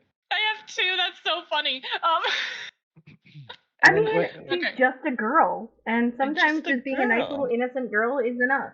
It's all I you pay need. taxes. I literally pay taxes. We can do library first, Howie. But yeah, That bit more the element. Yeah, and you could talk to the librarians. They know a lot of stuff. Yeah. Okay. All so right. I think the Smart. plan for Lex's sake, Howie and Imani are going to the pawn shop and the library. Mhm. Yeah. RJ, Chloe, and Bethany are going to the general store, and like if there's some local farmers like with stands set up. You know, nobody else here is from the Dakotas, but around these parts we got a semi-permanent corn stand on the roadside, so I'm imagining something like that, but with like berries or something that's more Colorado Nice. specific. I You know also what? assumed There's that. corn in New England too. Yeah. No, This is in there's New corn, England. There's corn in There- Kentucky also. I grew up in Rhode Island, Trust and me, we had trust a me. permanent corn stand down the road from my house in Rhode Island. Yeah, but ours tasted better, so. Oh, probably. I'm not gonna argue Okay, that. hold on. As the Canadian here, I'm gonna let's shut that down. Americans feel very As strongly the about corn. non-American.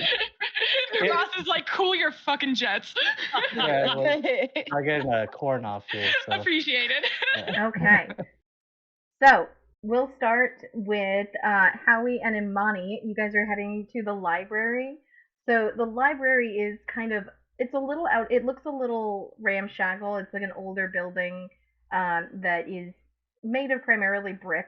It's got some steps going up to it. It seems to double also as like the town hall. And when you head in, the stone flooring, you know, every footstep echoes through this place. Even if there's other people here, it just echoes constantly. You go towards the library portion of this building, and near the entrance, you see an anxious teen boy with a mop of dark black curly hair, wearing a hoodie, a long black hoodie. You know, and it's a hoodie and it's hot. This is like mid-June. We're in the middle of a heat wave in New England or in most of America and Canada. It is hot. Kind of like that. It is warm. Why is this kid wearing long baggy jeans and a long black sweatshirt basically? But he's kind of pacing back and forth holding a book and seems to be muttering to himself. You can choose to talk with him or you can choose to go in. It is up to you. I need to know one thing first before I give an answer, and is there a microfiche? What is that? You don't know? Uh, Microfiche were newspapers converted to reels of film. And yeah. you could Mhm. scan through and like zoom in. That's where all the like Oh! enhanced I nonsense knew and what science those fiction are. comes from. I like knew I know I what they knew are. I of didn't know them. the I just name. didn't know what the name. Yeah. Yep, Yeah. microfiche. Yeah, They're so cool. they That are. is Really cool. a great new word. Yeah, I was born in the mid '90s and didn't deal with that until that stuff until much later, so I never experienced it. Did you just call me old? No, I said I just never experienced it, and you just have a better vocabulary than I do. Yeah, you're old. Good save. Good save. Anyways, yeah, if there's a microfiche, nothing will stop Howie from running in that direction. That's so cool. I'm gonna roll a d6. Okay. Odds or evens? Evens. But I feel like Odds. Armani would talk to the person. They do It's a not have a small microfiche. library. It's a It's a small small library. library. They do Okay. not have a microfiche. Then Howie is gonna run to a librarian and ask for the direction to the like archive of local newspapers. Okay, you go up to kind of the front desk in the library section, and this older woman looks down at you, and you're asking for or not looking down. She's probably looking up at you because you're tall and lanky. Mm-hmm. And you're asking for the local newspapers, and she looks at you and she's like, "Okay, sure, okay, coming in hot." Yeah. Where can I find them? That way, and she kind of points down one of the hallways. Downstairs, in the Okay. basement, organized by year. Okay, thank you. And he'll scuttle off. You're welcome. So you scuttle off. What is Amani doing? Armani's gonna talk to the heady person. Okay. So this kid he looks to be about 15, 16 years old. He's fiddling with his hands. He's got a book in the crook of his elbow, and he seems to be muttering to himself. When you come up, he doesn't seem to immediately notice you, or at least not from what you perceive. He just kind of ignores you for the most part. Might be like, you having a good summer so far? He looks at you and he's like, "What? What? What? What? Are you are you having a good summer so far? Why are you talking to me? Who are you?" Because you look very anxious in the middle of a library right now. I'm just debating some things in my head before I go home. Who are you? I was like, that's not the point. So what are you thinking about? Why don't you roll to manipulate someone to see if he'll actually answer you or just keep Oh. being combative? So roll plus charm, please. Exciting.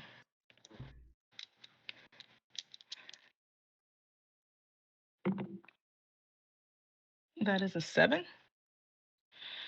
So with a 7, he looks at you and he just goes, "What is it to you? Like, why should I trust you?" My thing is like, well, like we're basically close in age and stuff. And like this town, I don't see a lot of other kids here. So we're probably thinking about the same thing. So you're thinking about people going missing? Yes. Well, what do you know? Well, we're gonna keep she'll like look around and be like, wanna keep it between us. We're missing a camp counselor named Aaron. I believe Got the name right. Aaron. Yeah.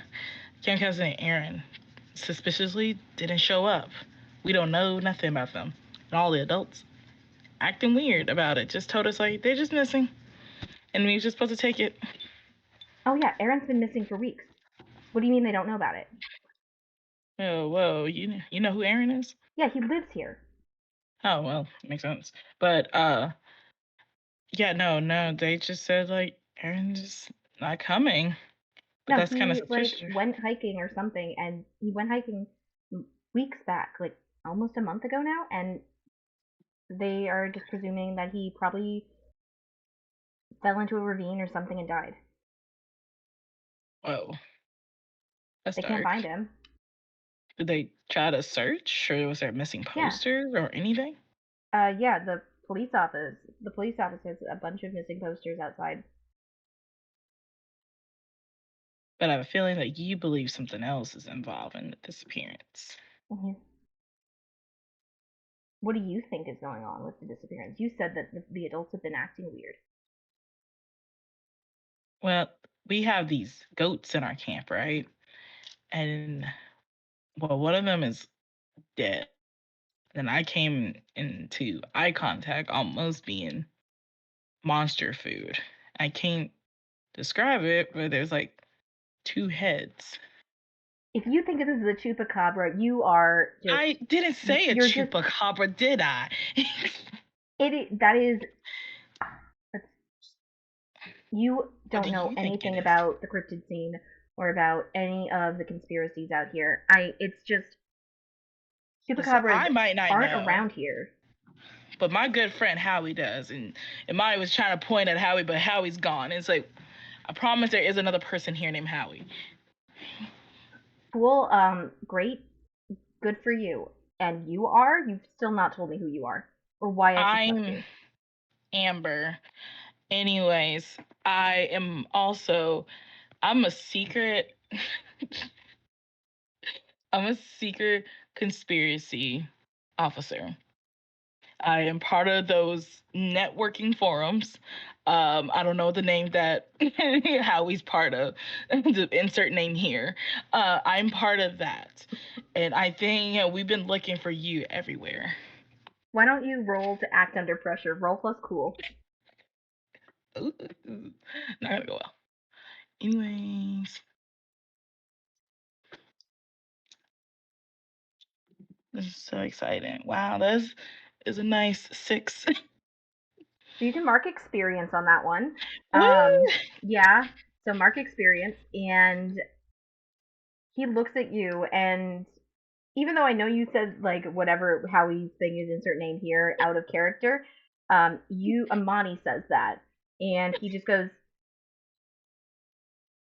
no, no, insert name here, no. Well, you gotta You're. keep it undercover.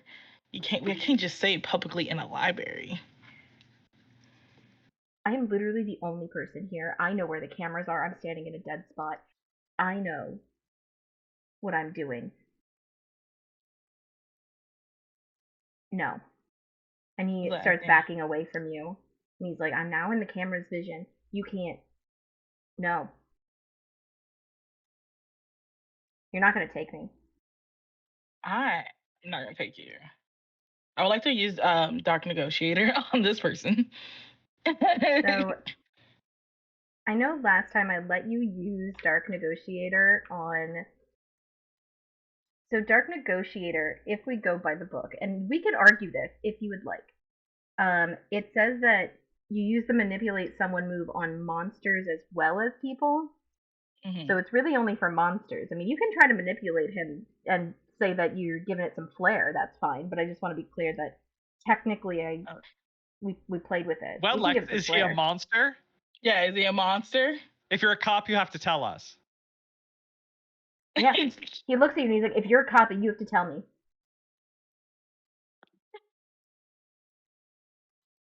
I like to imagine that you can actually kind of see Howie's head above like some like not super high shelves. It's like the children's section is at the front of the library, so you can totally see Howie's head. He's like Just brought kinda all of sticking out. these. He's brought like a bunch of these newspapers up, and he's just sitting at one of the kiddie tables because it's the only thing available. Like Yeah, they're all like on hunched the over. long wooden rods. Yeah, like because there's no seats in the basement, and it's not comfortable down there. It's poor lighting, so of course he brought it all upstairs. Mm-hmm. It's like You can roll to I'm manipulate not. someone. Yeah, I'll manipulate. What was that again? Sharp. That is charm. Roll plus Okay. charm. That's a little bit better. 8. Yeah, so with an 8, yeah, he kind of looks at you and he's like, I still need to know who you work for, what this is. I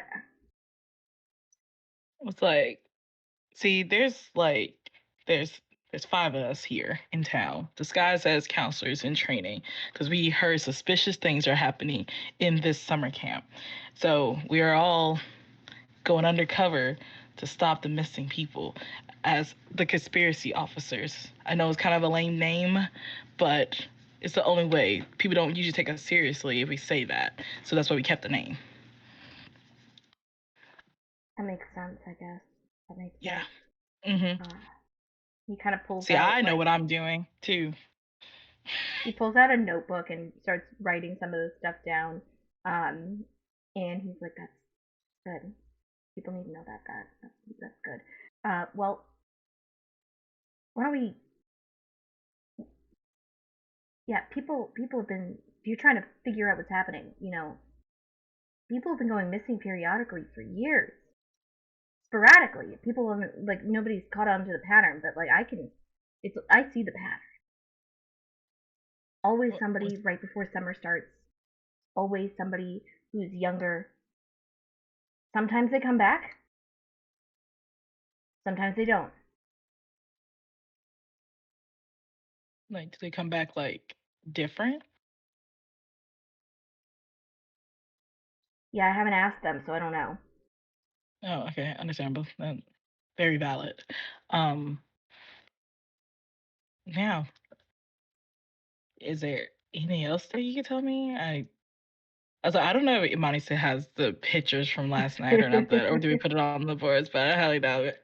It was It's like, definitely you guys. I know you guys took two pictures, like two copies essentially, one for Howie's board and one to give to Debbie. And Debbie has the second set, so like you guys currently dang. don't have any on your person unless Howie's board is transferred. It is able to go with him. No. No, it's No. not. I was Howie, like, why don't you, while you're doing all this, why don't you roll to investigate a mystery? I would love to because I'm looking for like old attacks and deaths, things like that. Anything connected to the camp. Okay, that's plus sharp. Yes. Then that is an 8 again. Beautiful. woo. So on an 8, you can ask what happened here, what sort of creature is it, what can it do, what can it hurt, where did it go, what is it going to do, or what is being concealed here. You can ask one of those questions. Oh, so many choices. I think I want to know, where did it go? So you get when you look at all of this, Mm-hmm. you start seeing some connections where people going missing, they all kind of happen. It all happens kind of in the mountain range that surrounds the town and the camp. Um, and it's primarily there. And like you get a couple that are a little bit off, a little bit in a different area. But for the majority of these disappearances, and you're going back like decades here, you're going back like 50 years to some of those like really old newspapers that are really hard to read. Um, and you're starting to If see only that I it's had a like microfiche. if only, but you said evens and I rolled a 5, No, so I know. No, that was the character. I know. I love this. But you're starting to see that it's not even like on a consistent basis, like of every X number of years. It's really kind of sporadic, but around the same time of year, around this kind of bridge period between spring and summer, where somebody, one or two people, tend to go missing, and it's always in this one kind of set area of the mountain Okay. range that I imagine I have bridges like an between the atlas two. out and I'm Yes. looking out for the librarian and I'm like marking on it where everything is happening. And I'm just when the librarian's not looking, I'm doing this. And there are Okay. like newspapers all around me. And I'm also like taking notes in my notebook about the locations and the periodicity. Again, you kind of And get like very irregular periodicity with it. Like it's not nothing consistent. is there Um, anything in the papers about the death that happened at camp, say 8 years um, ago? so you come across a newspaper clipping from 9 years ago. 8 years ago. You would have been 8 years old, Howie, when this happened, I would and just remember it. you'd be I like, bet they're coming back. The yeah, memories. you're like, huh, this happened like the last couple days of camp, but it's very vague. You just know that like things you weren't allowed in certain areas of the camp after that point. Things were just different, and you find an article that outlines the death of a woman named Queenie Alvarez, who Queenie Alvarez. Okay. and in it says she worked in the kitchens, and she was found mauled by a bear by the lakeside. That Okay. night there had been a party going on, so most of the camp was at said party, but she was found alone, mauled to death by a bear by the lakeside. And there were some notes saying that it was strange to see a bear come that close to a place that is pretty populated, or that like there's a lot of kids in that area. you know it's not a quiet space. Bears don't tend to immediately be like, this is where I need to be, especially when it's not their established territory. This camp's been here for a long time, so bears are not established right in the campgrounds. So there's been some questions from biologists about the like behavior of this bear. Um, and yeah, and there's a reference as well at the bottom, that her son was at camp that year, and is being watched after by other family members following the incident. Interesting. I think that at that point, like maybe as this conversation with this future boyfriend is, I think that Howie's just gonna like mad hair get up, wait for the librarian to not look, tear the page out of the like atlas Why don't or you roll almanac to and act under close it. pressure? What's that plus? That is plus cool. Oh shit. So 10 minus 1, 9. Okay. Yeah, so you rip it out. You rip it out successfully. Let's see.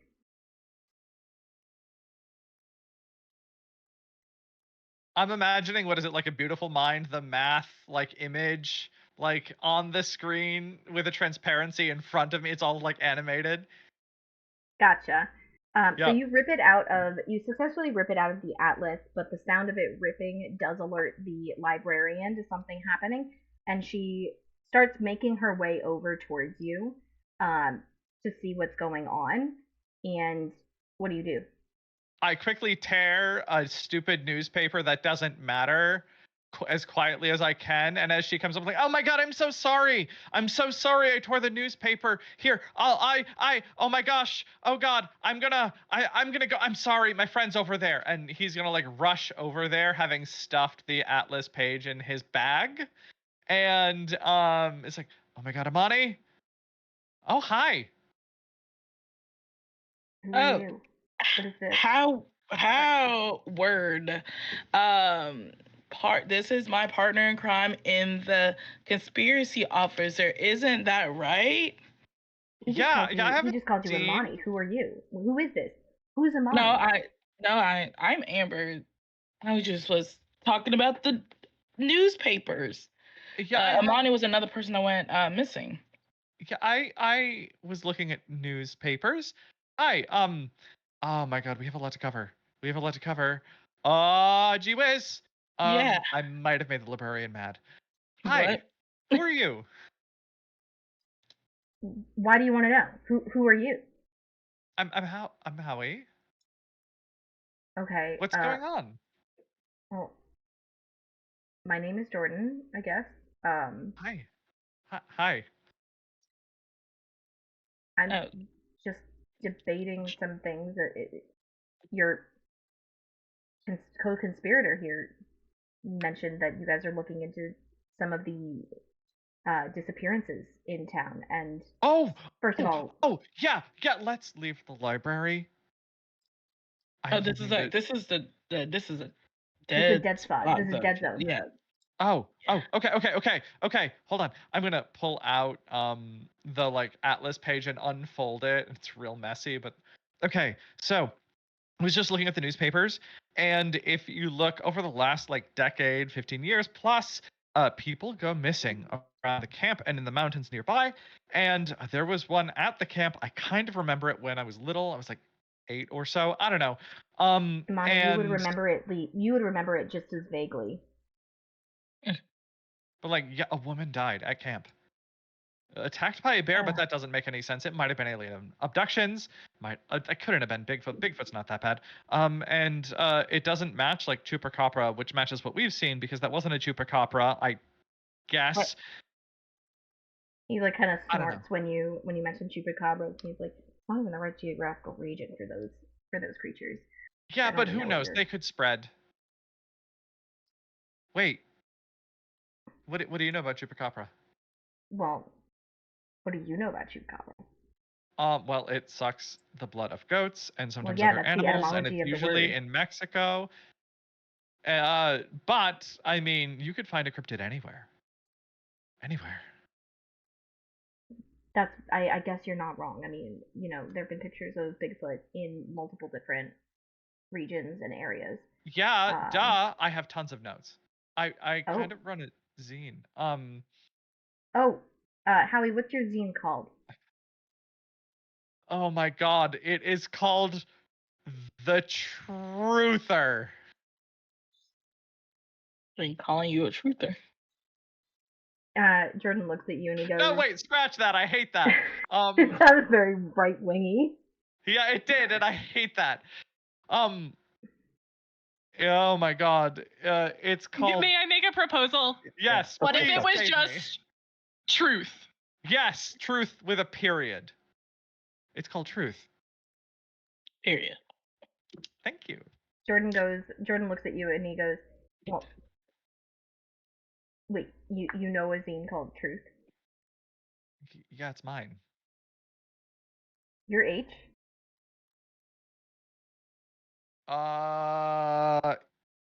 Yeah.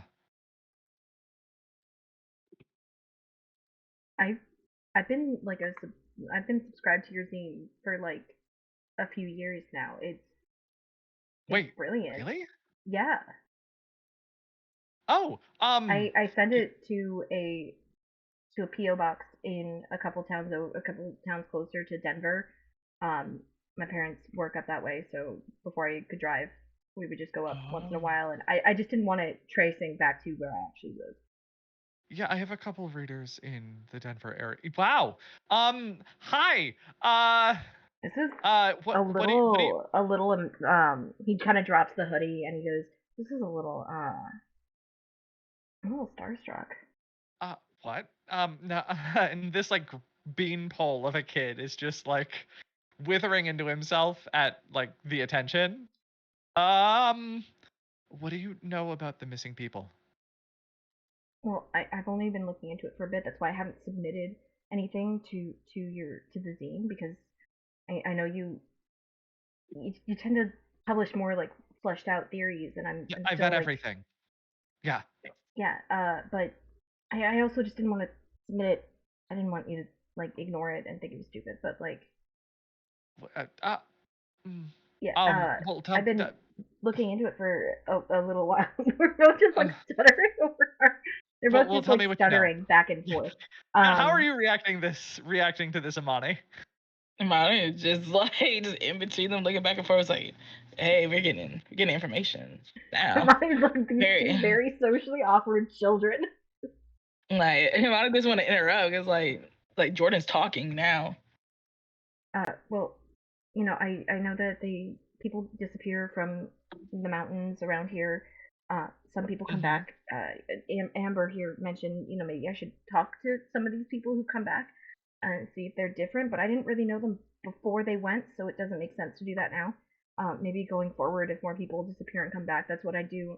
He starts like word vomiting his theories. He's like, he thinks that, couple theories. One is Bigfoot steals people periodically for, companionship, and and is building a community up in the woods. That's why some people disappear and don't come back. He's It's a got cool idea. theories about, there being like there's like a government thing going on where the government is trapping people and putting them in difficult environments to try and test the limits of human strength and all sorts of things. And he's like, and this isn't really, like Roswell, but I do think there could be Okay, so aliens. I don't Roswell know, is but like, real. I So I know, I know. Oh, okay.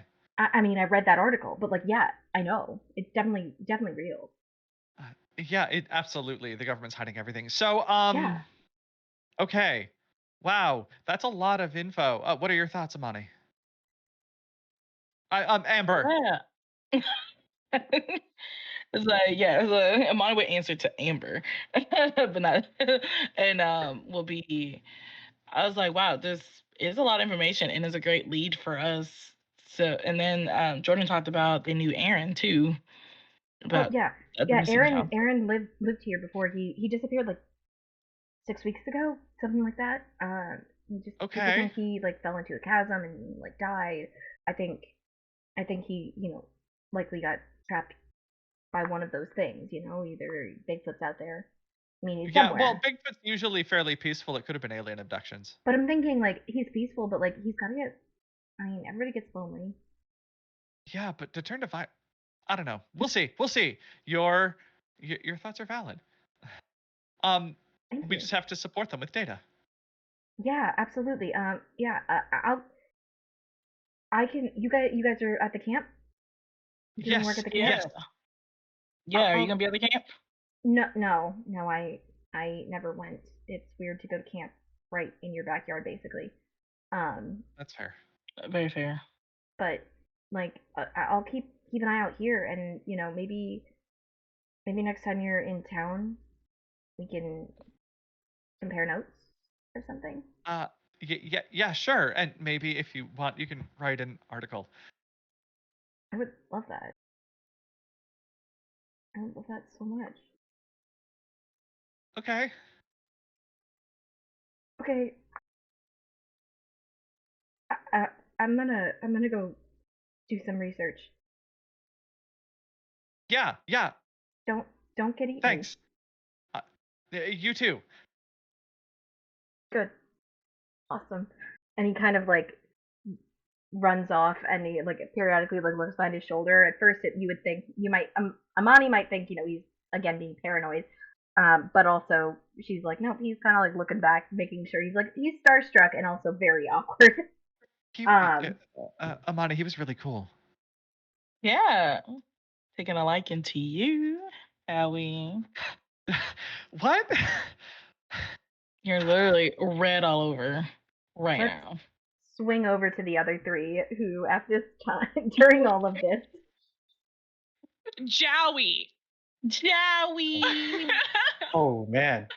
or Yeah. Jody, Jordan, and Howie, Jordy. Jordy. Jordy. Jordy. There we go. That's better than Jowie for sure. Okay. Yes.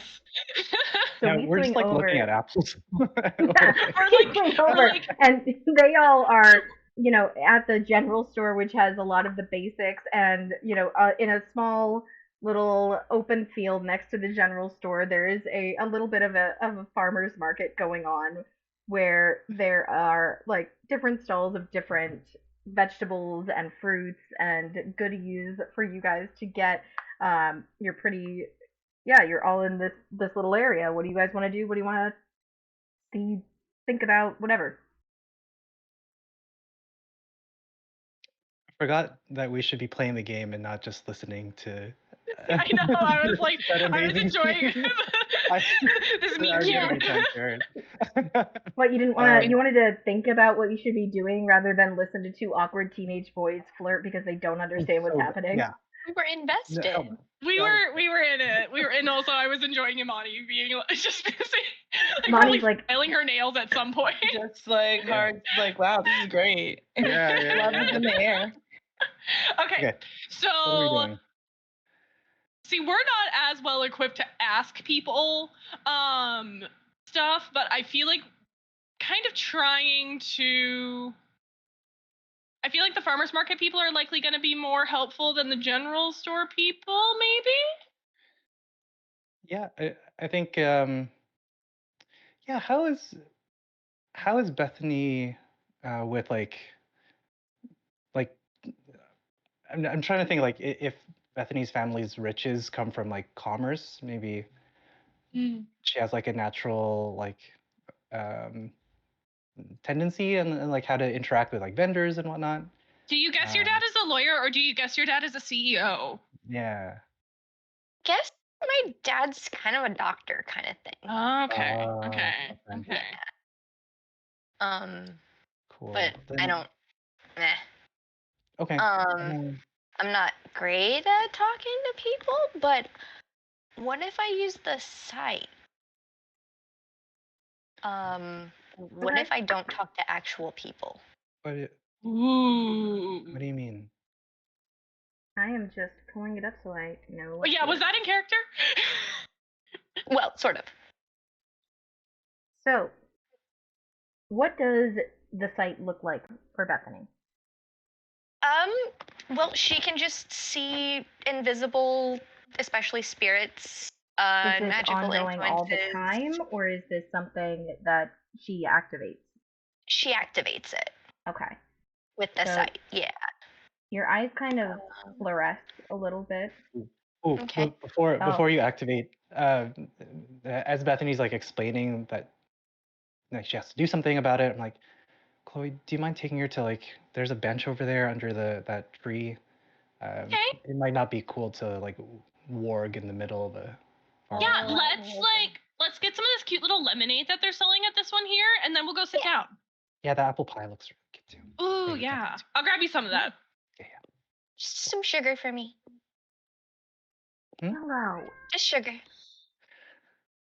I'll get just in sugar? water or just straight sugar? Just straight sugar. Straight sugar. If you can. Got it. Cool. Yep, it helps. Do you like brown sugar? Sometimes. We're walking away as I'm like, just Chloe is very accepting, but also has questions. Yeah, totally. Okay, sorry. I just wanted to. No, you're fine. Yeah. I think the site, I basically just like communicate with the spirits and they give me opportunities to see clues. Okay, so you your eyes fluoresce and you see a couple of spirits kind of in the town walking through looking at the produce, a couple of them talking to each other, and it's a mixture. You see people who could be from like the gold rush era all the way through more modern times. So you see, a collection. It's not a very large number of spirits because you're not going to see every single spirit that could ever exist ever. But you see people spanning kind of the years here. A couple of them kind of looking at some of the fruit, just going, "Oh, I really wish I could still eat that. It looks delicious." One of them going, "I never had an orange. What is? I've never." And it's one of those people from like the gold rush era where they're like, they've never experienced some of the tropical fruits that are afforded by modern day. Is there a visual manifestation when Bethany uses this that Chloe would see? Or does she just look zoned out?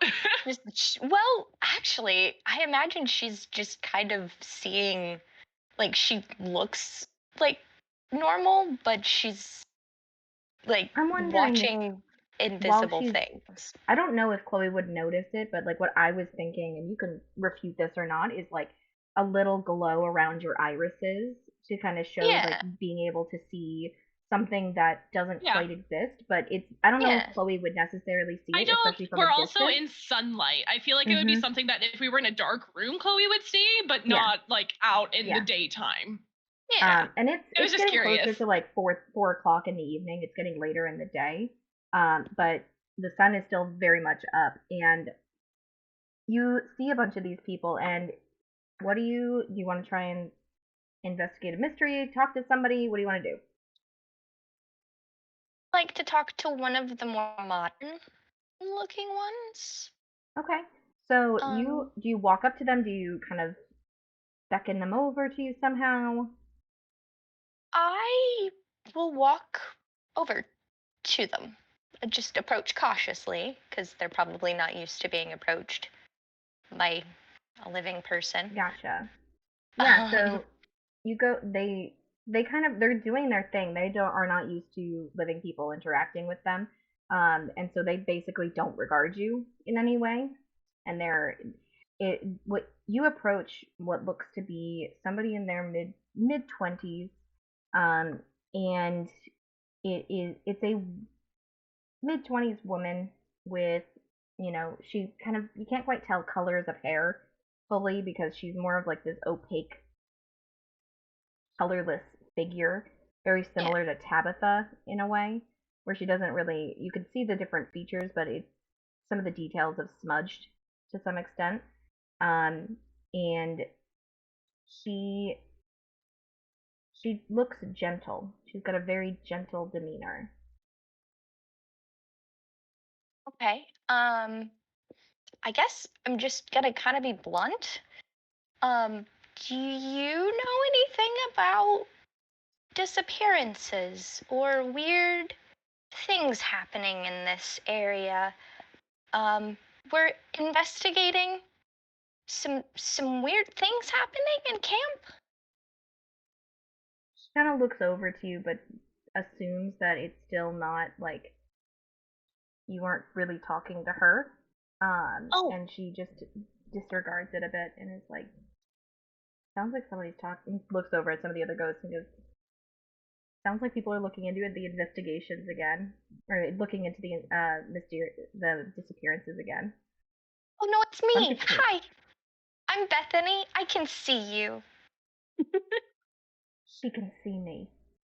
I can. Yeah. I'm sorry. Hi. Hi. You said your name's Bethany? Bethany Sumter. Awesome. This isn't deeply disturbing or weird at all. All the time. No, we're investigating the mysteries, the weird things that have been happening at camp, the disappearances. Okay. Well, first of all, hi. My name is Elena. Yeah. Elena? Yeah. Okay. What do you need to know about the disappearances? Well, you seem to know something about the disappearances. You just said. Yeah, no, I died about 10 years ago. Yeah, that's figured. You had died by the thing. Oh, I didn't die from the disappearances, but I know people who did. Oh. Um. Oh, good. I mean, not good. Sort of good. Good for me. Okay. Sorry. But I mean, I was attacked in the woods. That's all. I didn't disappear. Oh. Wait, what attacked you? You know, I never quite made sense of it. It was some sort of creature. But it seemed to have like two heads. It looked kind of strange. But yeah, I was out on a. Any more information? Well, it looked like one head was like a coyote and the other was a lynx. Two heads. The cat dog. Yeah. Okay, that's the same thing. Same thing as what? It's not still around, is it? It is. I Do you know how it disappeared? I thought it was gone. No. Still here. Killed some goats. Trying to save it from not killing anybody else. Okay. Do you have any useful information? Well, why don't you, let's see. Why don't you roll I love plus Bethany. roll plus sharp? Also, to remind everybody else, she's standing in the middle of a farmer's market talking to thin air in a very I animated didn't voice. want to interrupt, but I would go kind of near her, like sticking close by, and trying to be standing in such a place that it looks like she could be talking to me as I'm like browsing this. What kind of stall is it, Ross? Tell me what kind of stall I'm at. I think it sounds like you're in the middle of the farmer's market, so no Yeah, stall. I'm like, what kind of vegetables am I looking at? I don't know. You're like, oh, look at the broccolis, and it's clearly Yeah, cucumbers. corn. Rutabaga, Corn. the funniest cook a little vegetable. bit. Again, Chloe worked at a pizza parlor for a summer, for Yeah. school year actually, not a summer, Right. school year. But she can cook a little bit at least. But yeah, she's trying to like both simultaneously distract whoever is the nearest, so that they're not like, I wonder what that girl talking to air is talking about, and also try to be in a place where it looks like she might be talking to her. Mm-hmm. Nice. Makes sense. Gotcha. Wait, I need. So you yeah, needed you're me to just roll? you're standing near her so that she doesn't look like she's talking to air. Yeah, I but might like she- occasionally look at her and smile and nod. Yeah, so I'm gonna have you roll investigate a mystery, which is a sharps roll. Okay. Oh no. Wait. Sit up. 7. You got a 7. Wait. What yes, did you 7. roll? 7. Okay. I can't count. It's It's too okay. late. Can I roll to I help get it. out? Yeah. Can I roll to you help can- out? You can roll a help out, and also you guys don't forget you guys have luck points. Yes. Oh yeah. Make any roll a 12 retrospectively if you'd like to. This is plus cool. Oh, I only got a 5. Let me mark experience. Yep. Damn. Luck is good, but playbooks have like negative implications sometimes. But that's I know. also fun. That's It okay. is fun, Yeah. but I just wanted to point Yeah, out, do you want to use a 100%. luck point, or do you want to It's a let your fun- 7 run? It's a fun Yeah. trade-off because I do have ways I can get luck back, but also I enjoy harvesting experience, so I have to decide which one I want. I think I'm gonna mark a luck. Okay. So that brings you up to a 12. So with a luck point, you can ask a couple of questions, and essentially, this ghost, Elena, is going to figure out how to answer them. So you can ask, like, what happened? What sort of creature is it? What can it do? What can it hurt? Where did it go? What is it going to do? Or what is being concealed here? And you can ask 2 of those. Okay. Let's. How? Where? Yes, where? So where did it go? There's where did it go or where is it going, I think. Yeah. Where is it going? So where is it going? She kind of looks at you and she's like, well, I don't know where it's going, but when I was attacked, it didn't finish me off fully. It did start heading back in towards the mountains at one point, and I just Okay. passed in the woods. But yeah, I was on a hiking trail, so. Hiking trail. Okay. Any other questions? Forgot the questions. I'm so sorry. What sort of creature is it? What can it do? What can hurt it? What is being concealed here? Those are ones that basically aren't covered by what she just said. Okay. Is there anything being concealed here?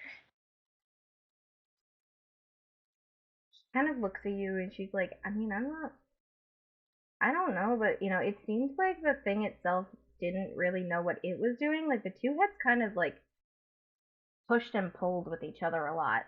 There seemed to be a lot of like, They don't agree?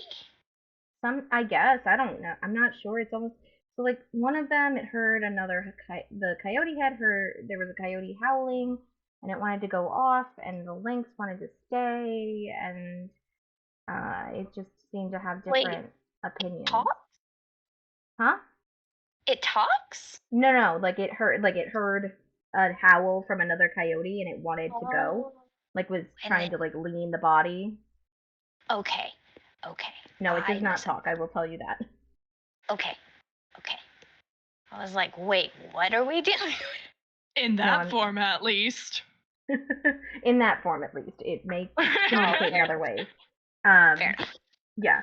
So yeah, so those are your questions. You got that it, came from and went to the mountains, somewhere in the mountains, off of some of the hiking trails there, and that it seems like the two heads can be opposed against each other. Okay. Um, Thank you very much. I appreciate your information, and I will relay this to my team. Keep yourself safe. I mean, that thing seems like it came out of nowhere when it attacked me, and if it's back, just keep yourself safe. I don't want to see you Thank around you. looking like me. And she kind of gestures down at her opaque form. Um, Yeah. and she's just like, this isn't. I can't eat the foods I like. I don't see my family because I'm stuck here. Yeah. You know. Is there, if I may ask one additional question, do you have any, uh, do you know of anybody else that died by the same thing that I could talk to? I don't know about other people that died by this creature, but like, yeah, there's some other people who like disappeared and then were found. Well, they weren't found, but their spirits cropped up. And they don't have the same story I do. I'd love to talk to them. She kind of looks around. She's like, well, yeah, I think I see one of them. I think I see that guy over there. Yeah. Let me pull up my NPC list.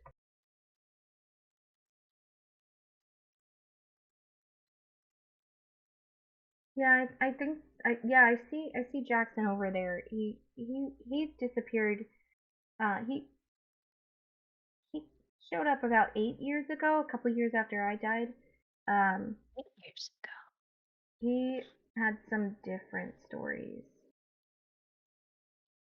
Yeah.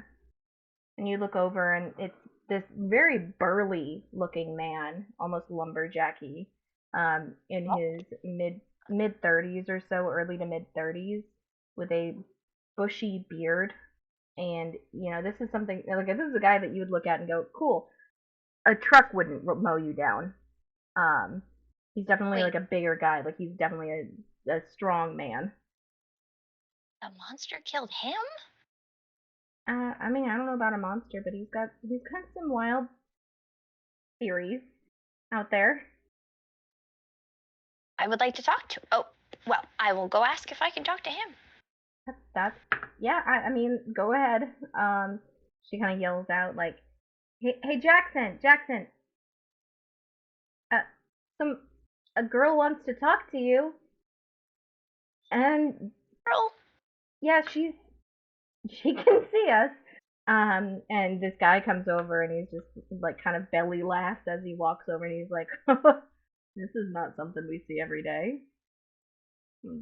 What can I do you for?" well, I would like to ask you a few questions about how you died. Yeah, that was a wild night.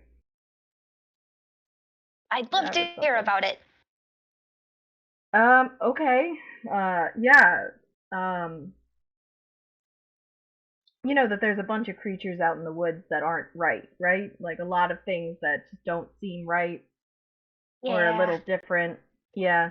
I I'm, mean, you just talked yeah. to Elena and she's got her whole like coyote mountain lion shtick. Uh, but like the But idea she saw like a mixture of two like a creature that's weird and it killed her. Um, but yeah, no, I got attacked by a bear that exploded. It was weird. I'm sorry, it exploded? Well, it didn't explode, but like kind of did.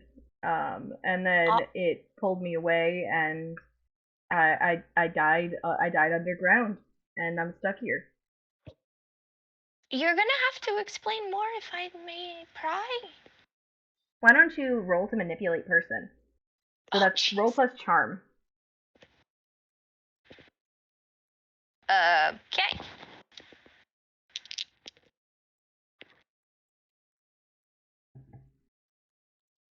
3. That is a failure. And So I'll you mark can mark experience. experience there. Yep, Mhm. mark experience. Mhm. And he kind of looks at you, and he's just like, I don't know if you can really.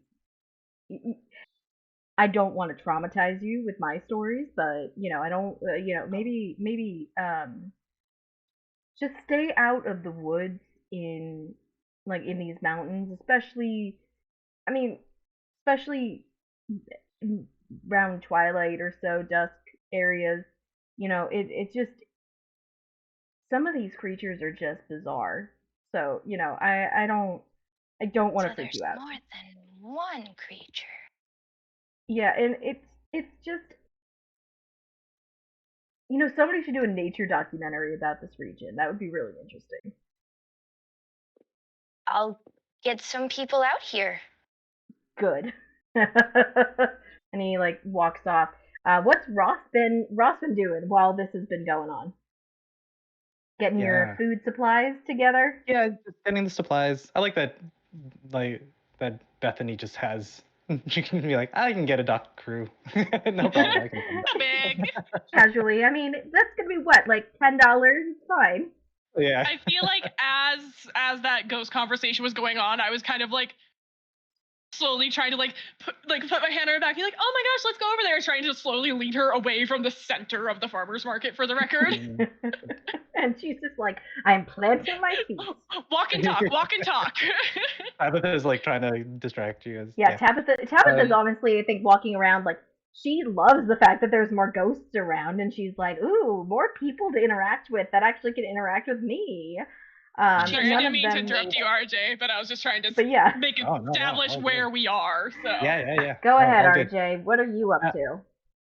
I don't. I think he's just gonna do some shopping. Essentially, he's trying to get the ingredients. He's trying to make deals with folks. But in particular, he is name dropping the camp and trying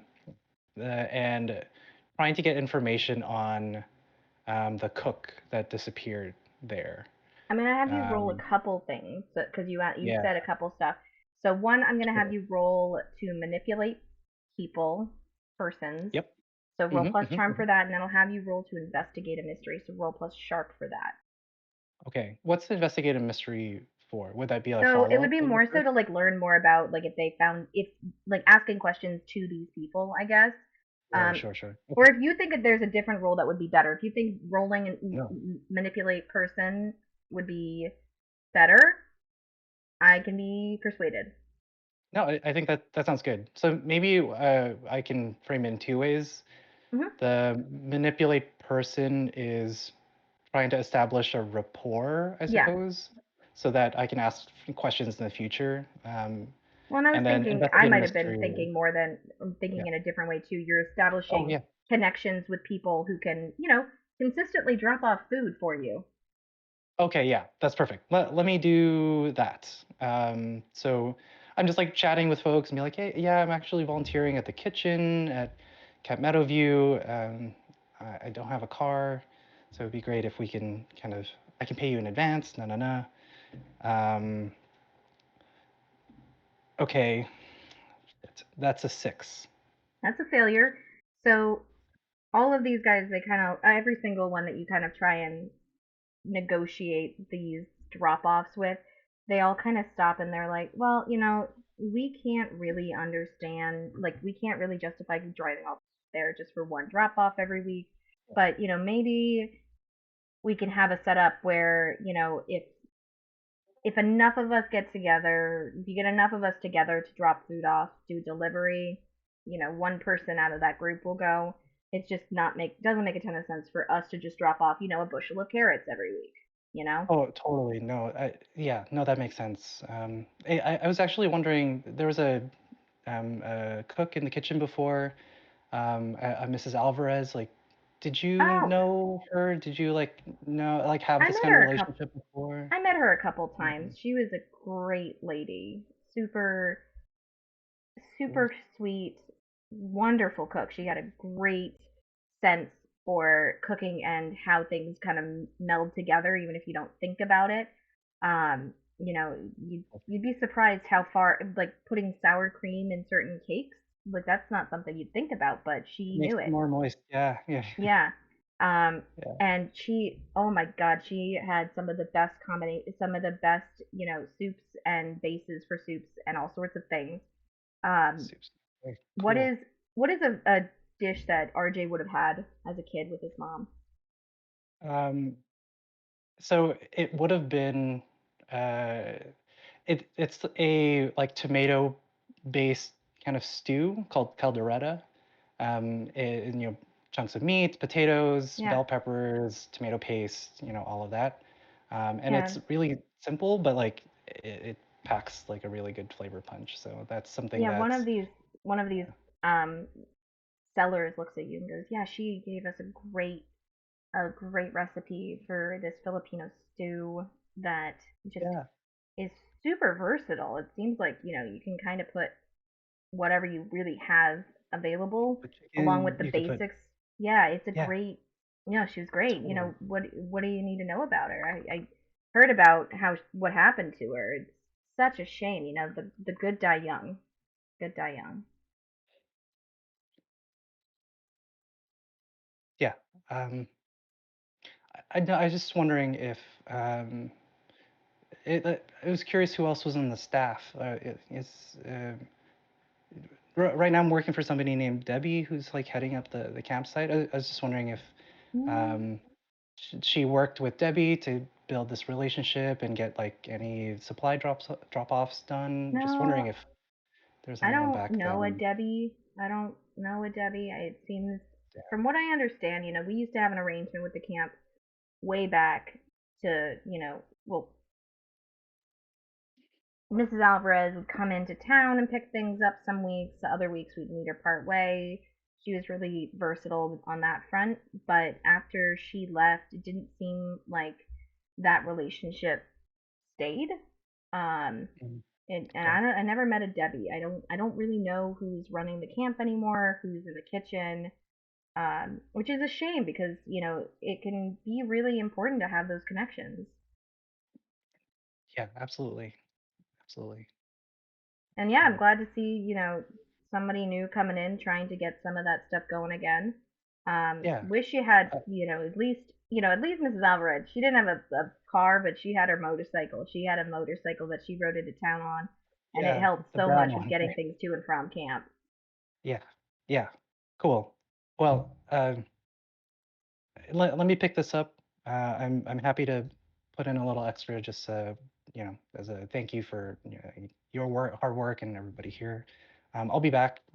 Like I said, I'm running the kitchen or helping out the We'll kitchen. figure something out. We'll get you Yeah, even if we, yeah, because we'll try to figure something out so that you can get some fresh food in there. Because yeah, from the little I have heard, uh, they get industrial sizes of these powdered foods coming in. it's as tall as I am, those bags. So Yeah, I would love to I cannot imagine honor actually eating that. And I'm not somebody who shames anybody for what they eat, but that's something that it's it. like It's it's basically asbestos in a bag. it's hard to stomach, right? Yeah. um, yeah, no, I'll be back. But thank you. And RJ like pulls out some money. I think he would have like a little bit of pocket money maybe that, and Yeah. he's like adding it on top just to Awesome. say like tip and say thank you, trying to build that relationship. And he's trying to like muscle all of this himself. And he sees uh, Chloe and Bethany and be like, "Hey, Oh, can I get a hand?" yeah, we still need to go to the general store though. Like you Oh, needed he Um, got like everything. He got everything. okay. yeah, Well, yeah. I wanted to ask for something at the general store. Oh, well, what do Cool. you want at the Maybe general Bethany, you store? can help me with the car, and then Chloe Yeah. will meet you there. Okay. Yeah. Okay. Cool. I grab the Um. bags. because I still need to get Janice's cigarettes, and I know we were implying that was being done off screen. But I think RJ maybe gave Chloe a list of like, I need salt, like those shelf things that aren't going to be at a farmer's market, and she picks that up. She goes up to the counter. She has like the basic first aid kit, bunch of extra bandages, extra Neosporin. Hopefully this is under $20. I don't know how money works. Well, remember you have like $30 technically. Yeah, I, Rosalie, don't know how money works. Okay, and then the Marble Reds. I kind of count my bills and I look at the costs. Okay, and you guys pepper spray. What aisle would that be in? Pepper spray would be over in our outdoor safety section. Oh, do you have like bear spray? Yeah, absolutely. Okay. How do I have to put one of the packs? I got 2 packs of cigarettes for her. Do I have to put one back to afford this? Yes, you do. I was gonna say it's definitely, you're pushing your limit unless you want to break into your own funds to kind of subsidize it. I make him ring me up, and then I go, oh no, I want to get to the point where I have paid him. I've gotten a receipt, and I go, oh no, I forgot about money for the gas on the way home. Crap, can I return this so that I have a receipt? And then what I want to do is I want to make the transaction in such a way that the bear spray is not on the receipt that I'm going to give to Janice. I don't know how I'm going to structure this transaction in that way, but I don't want the bear spray to be on the receipt. Gotcha. Okay. So yeah, you kind of do the mental math. You figure out how much money you can spend in order to afford the bear spray. And I think it is on the receipt, but I kind of hope that it just kind of blends in, and then I can also pocket a little bit, like $1 for myself or something. Fair enough. All right, and then if you would like, we can say that you get a canister of gasoline, like a gallon of gasoline or so. I'm doing all the shopping here, you guys. Yeah, you're doing great, and it's getting pretty late in the day, so I'm gonna say you guys hit a point where you're like, sun's gonna start going down within the next couple hours. We need to head back to camp. So does anybody object to this? All right, you guys all head back to camp, and it is getting pretty dark, or it's starting to get dark. It's nearing that dusk era, that point where the sun is still up, you can still see it, but it's just starting to fade. And you all come back to camp. Things seem to be in working order. There's nothing glaringly wrong from what you can see. I'm assuming RJ's going to want to go back to the kitchen. Yeah, return the stuff and the key. I want to open up that. I would love to help him carry the stuff and everything, because I'm also going to be on the way home. I'm like, do you guys think we could divide up the container of bear spray among like the 5 of us? Is that possible? It might not be possible. Maybe you can help me get it to the kitchen and then head back and take a look at JFK, see how they're doing. But I think maybe Howie can help with that too. Yeah, we can check out the Kennedys. We can check on the family too. Yes. So you guys head to the kitchen. You drop everything off. Who's gonna go check on the goats? Who's staying behind? What's happening? Yes. I check on the goat. Awesome. The goats look great. Goats. I love that. JFK is also looking great. All the Kennedys. Put the groceries away. Yeah, all the Kennedys look wonderful. No second shooter. We're all good. Well, I don't know that I believe that statement, but instead no of second shooter right now. Yeah, instead of helping, I will linger in the kitchen, like word vomiting all the things I learned today, and I'll show the like Atlas page.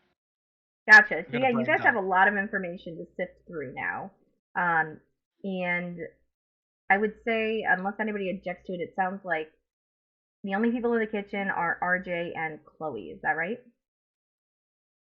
I think Imani would go. Okay. Yeah, I think Juicy just said Howie was there too. Yeah, Howie's there too. He's not helping them. He's just like downloading everything. Oh, yeah. Yeah, I feel like we would want everyone to be here for this, so I feel like I'd be like, Bethany, we can check on the Kennedys after this, before we go to bed and stuff. Okay, cool. So, okay. We're like gathered around the prep table in the kitchen, like with the Atlas page in the middle, like it's some sort of war room table that we're all gathered around. Yeah, so it looks like a lot of this happened in the mountains around us over the last bunch of years. What did you guys find? There's 2 creatures, I think, maybe? 2 heads or 2 creatures? 2 different creatures. So I talked to one person that died by a thing that was two-headed, and then I talked to another person that died by an exploding bear. Wait, what? Wait, what? How does didn't quite bear survive understand that. being exploded? He didn't explain very well. He said it would just it wasn't good for me to know. You can talk to dead people? Yeah, Yeah, that's new. yeah, I can. Let's see. Writes Arjay's in so notes stone-faced furiously. with it. Okay. We have a whole other mystery to investigate here, and it's just Bethany. Yeah. Yeah. I'm an open book. I think that's the hard part about it. Yeah, it's really hard. RJ's kind of looking at the map or atlas that Howie laid out. Like, is there? I guess he says this out loud. Like, is there any patterns here? Like, They live you're in the saying there's no mountains. periodicity, but like, are they grouped in any way? I guess it They're doesn't show elevation. Yeah, they are located all around the mountains near here, but oh god, Right. Lex, is there anything else we can devise from the, say, geometry of the What about murdered like people? the people who came back? Like, So- is there a pattern of where those people went missing or anything?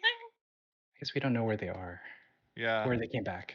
Roll another mystery investigation. Yeah, I check? was gonna say, why don't you guys roll? Whoever would like to, I would say all of you can if you'd like to roll, investigate a mystery. Roll plus sharp. I would love to instead roll to help out somebody. That's fine as well. I'll roll to help out RJ. How about that? 'Cause we've been Help working out together is today. roll plus cool. Yes. Would anyone like to roll to help out Howie because he needs it? Yeah, maybe help Howie because I'm not. I mean, I've got Okay. I got a 10. Okay. Oh, dope. First I got we've an got 8, which means I plus grant 1. you a +1, but I also expose myself to trouble or danger. So you go to look at it, and you are suddenly thinking like, huh, those are off of some of the hiking trails that you really wanted to go on, and you're still like, I got my bear spray. I might still go on those hiking trails at some point. So what is that +1? So what did you get, RJ? I got a 4. I'm just looking at it and being like, this is RJ, I think you're looking at it and you're just kind of actually RJ. Oh, it doesn't make a difference, but I would say you get a +1 on that one anyways. But okay, yeah, it doesn't make a difference. It doesn't make a difference, unfortunately. But you would get a +1, so it's a 5. Yeah, so I think maybe you're kind of caught up in a lot of the other stuff that's been happening today, and you're a little out of it mentally. So you're just not. Yeah, you're not really clocking what's happening here. Yeah. Howie, with the +1 from Chloe, what do you get? 7. 7. What does Bethany get? I haven't rolled yet. Hey, I'm very glad I chose to do that help out because that could have been a 6. Mine was a 5. Yours was a 5, so maybe you're just thinking, you're like, well, why did that guy think I couldn't handle it? Like, why did he not tell me? Like, you're just kind of fixated on like your interactions with the ghosts. And maybe Tabitha's, bugging you, kind of getting in the way, so she's kind of my shirt. Yep. And even then what feel did it. Imani get? 10. 10. So, Howie, you can ask 1 question, Imani, you can ask 2. Get an idea of what happened here, what sort of creature is it, what can it do, what can it hurt, where did it go, what was it gonna do, and what is being concealed. Howie gets 1, Imani gets 2. I think Howie's going to ask what is being concealed because we're looking for information in the dots to like see the patterns, right? Yeah. So that's what Howie's focused on. So yeah. So I'll answer that before we get Imani's questions. So what is being concealed here? You're looking at this and it's kind of all looking, at first you're like, it just looks like a smattering across these mountains. And then you start realizing that it's really condensing, like the closer it gets to a center, it's condensing where more and more of these, there's like 50 years of data here that you're seeing. And more and more of them are originating around this point in the mountains that you would recognize as being being not too far from some of the big hiking trails that connect connect Copperton, the town, and Camp Meadowview. So just off of some of these trails, you're seeing a larger collection of these red dots that you've put on here. Fewer and fewer of them as it spans outwards. And you would suppose that most of the people are getting, if they're getting kidnapped or taken from this area, that's probably around where they're going or where they're staying, you know? Like, and for the people who have been found, like bodies that have been found, it's been not too far from those spots. And people who've come back, they're popping up back up on those same trails. So that's what's being concealed here, is that, you know, you're starting, even though there's no pattern in the timing, there is a pattern in location. Imani, what questions do you have? I think Imani's gonna focus on that exploding bear and be like, what sort of creature is it? So when you think about an exploding bear, what sort of creature is it? So you're kind of pouring through. I'm assuming Howie kind of took some of the. He's got some books on cryptids and on like all sorts of things, and over the years likely would have shown some of this stuff to Imani. And you're kind of thinking back, and you're getting this kind of eldritch nightmare sort of feeling where you're like, exploding bear? Was it really exploding, or was it transforming in an unnatural way? And so you get this feeling that it may not be a bear, and that exploding was just this guy's best way of describing the veracity and the manner in which it seemed to be changing. Gotcha. What other questions do you have? I'm thinking, what can hurt it? What? Please say bear spray. Please say bear spray. Please say bear spray.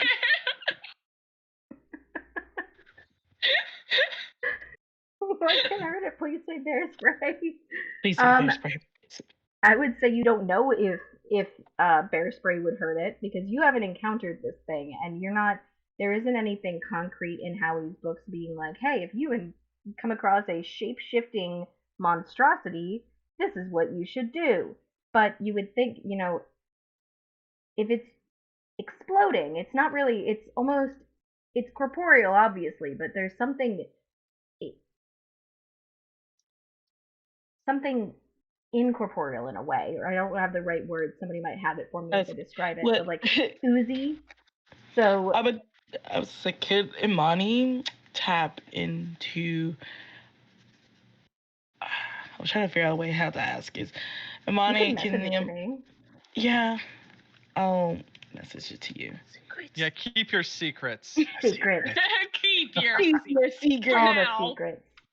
Yeah, I think that there's all this word vomit, and notably absent to Imani is going to be the not name dropping Jordan.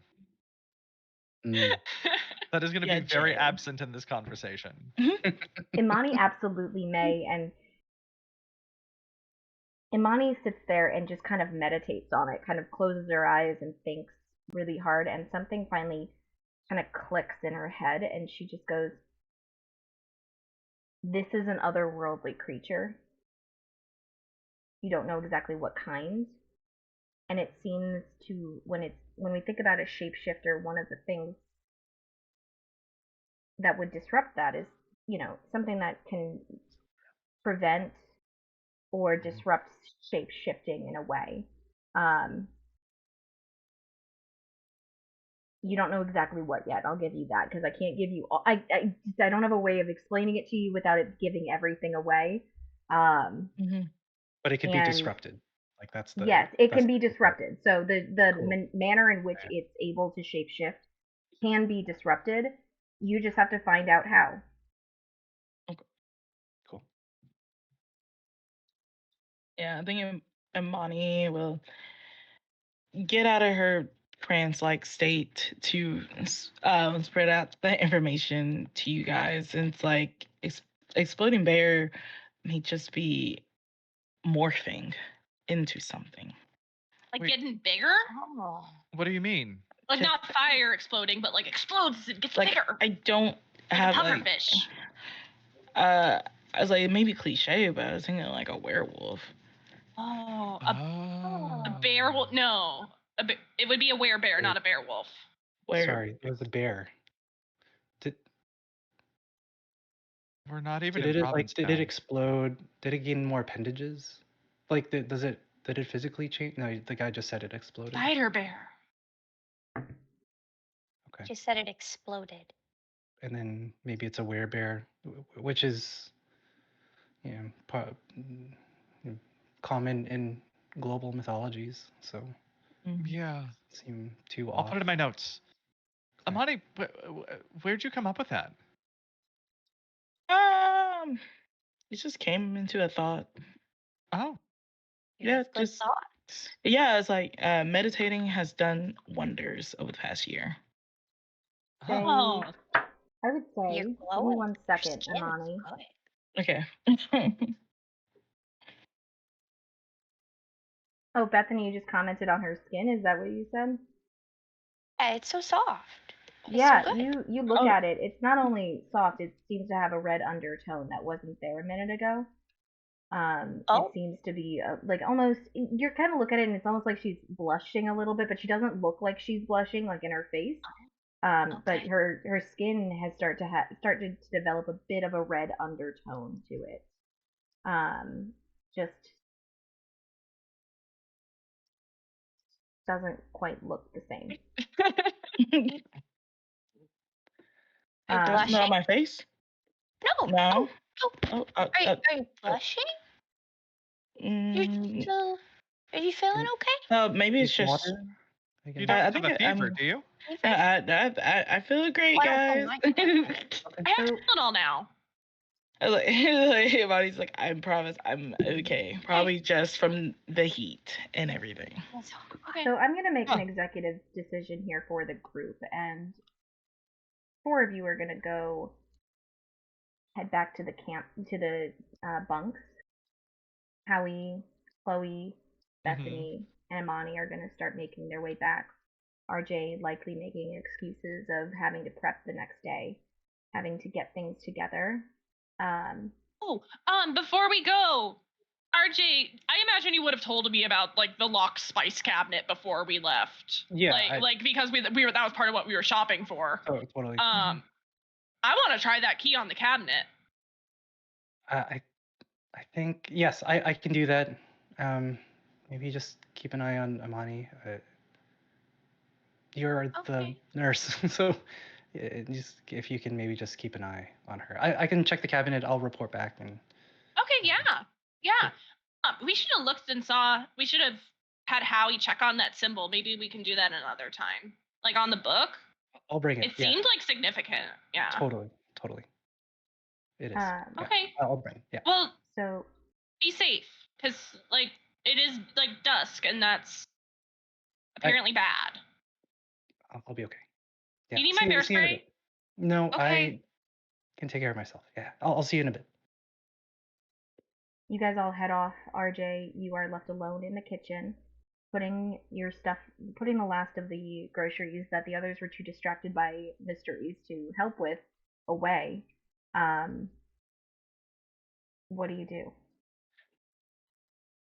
Once I know like Silas isn't around Yep, and Silas is gone. He clocked cool. out pretty quickly. He's like, cool, I'm gonna not be here. He's in the admin building in his dorm. He's out. Yeah. RJ's like clutching that little book with the sword and flora symbol on it, and he once he's sure the coast is clear, he runs to the cabinet, and it like the he pulls out the key and it's like fumbling through his fingers because he's trying to rush to open it. I'm just like, okay, hold on. Okay. Opens the cabinet. And it opens. It opens. Okay. The lock seems to stick just a tiny bit, as though it hasn't been used in a long time, but it opens seamlessly. Great. Okay, here we go. You Okay, smell what's that important about this musty, cabinet?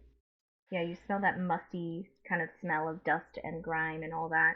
Um, and Um, you're looking through just like things. rifling through it. Yeah. So, where was it? So, let's see.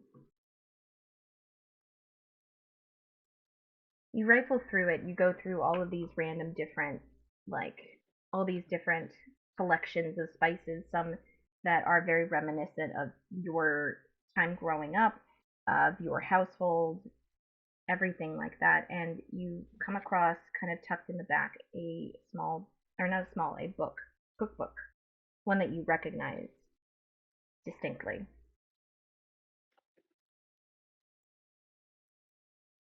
I I found you. Okay, I found it. Inside, you see recipes from your childhood, from your that you grew up. You spent the first half of your life eating. You know, your grandmother and your other family members can try to make them, but it's never quite the same as when your mom makes them. Right. Yeah. And you Don't see you memories. scribbled in the margins in her messy but still beautifully legible handwriting notes for the different recipes saying, oh, ignore that, add extra lemongrass to this, you know, this needs to sit Right. way longer than you expect, stuff like that. And as you're rifling through it, kind of anxious to consume any morsel of information that comes from your mother, a piece of paper falls out of the book and kind of bounces onto the ground. Um, it has my name on it. It says Ricardo. Okay. Okay. Okay. um, Mahal. Uh, if you're reading this, then things didn't go according to plan. I I can't imagine what you or your Ataraya or your younger siblings are feeling. The twins are only 3 years old.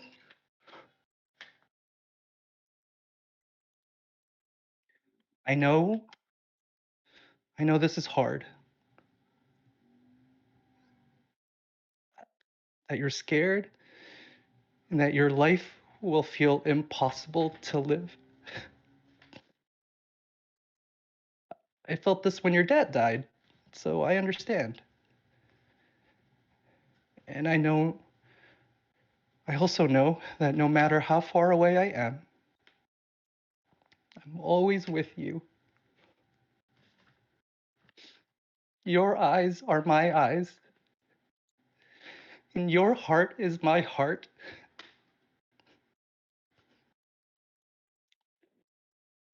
And your nose is unfortunately your father's nose. uh, Listen to me, Ricardo Joseph Alvarez. Go and play. Laugh, explore, be silly, fall in love.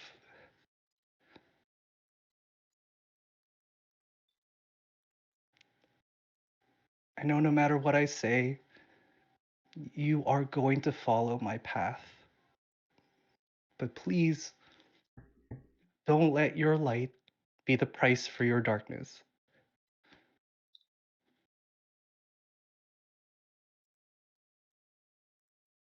Wipe your tears. Be kind to your brothers and sisters. And don't forget to eat. Mamahalan kita hanggang dula at pabalik.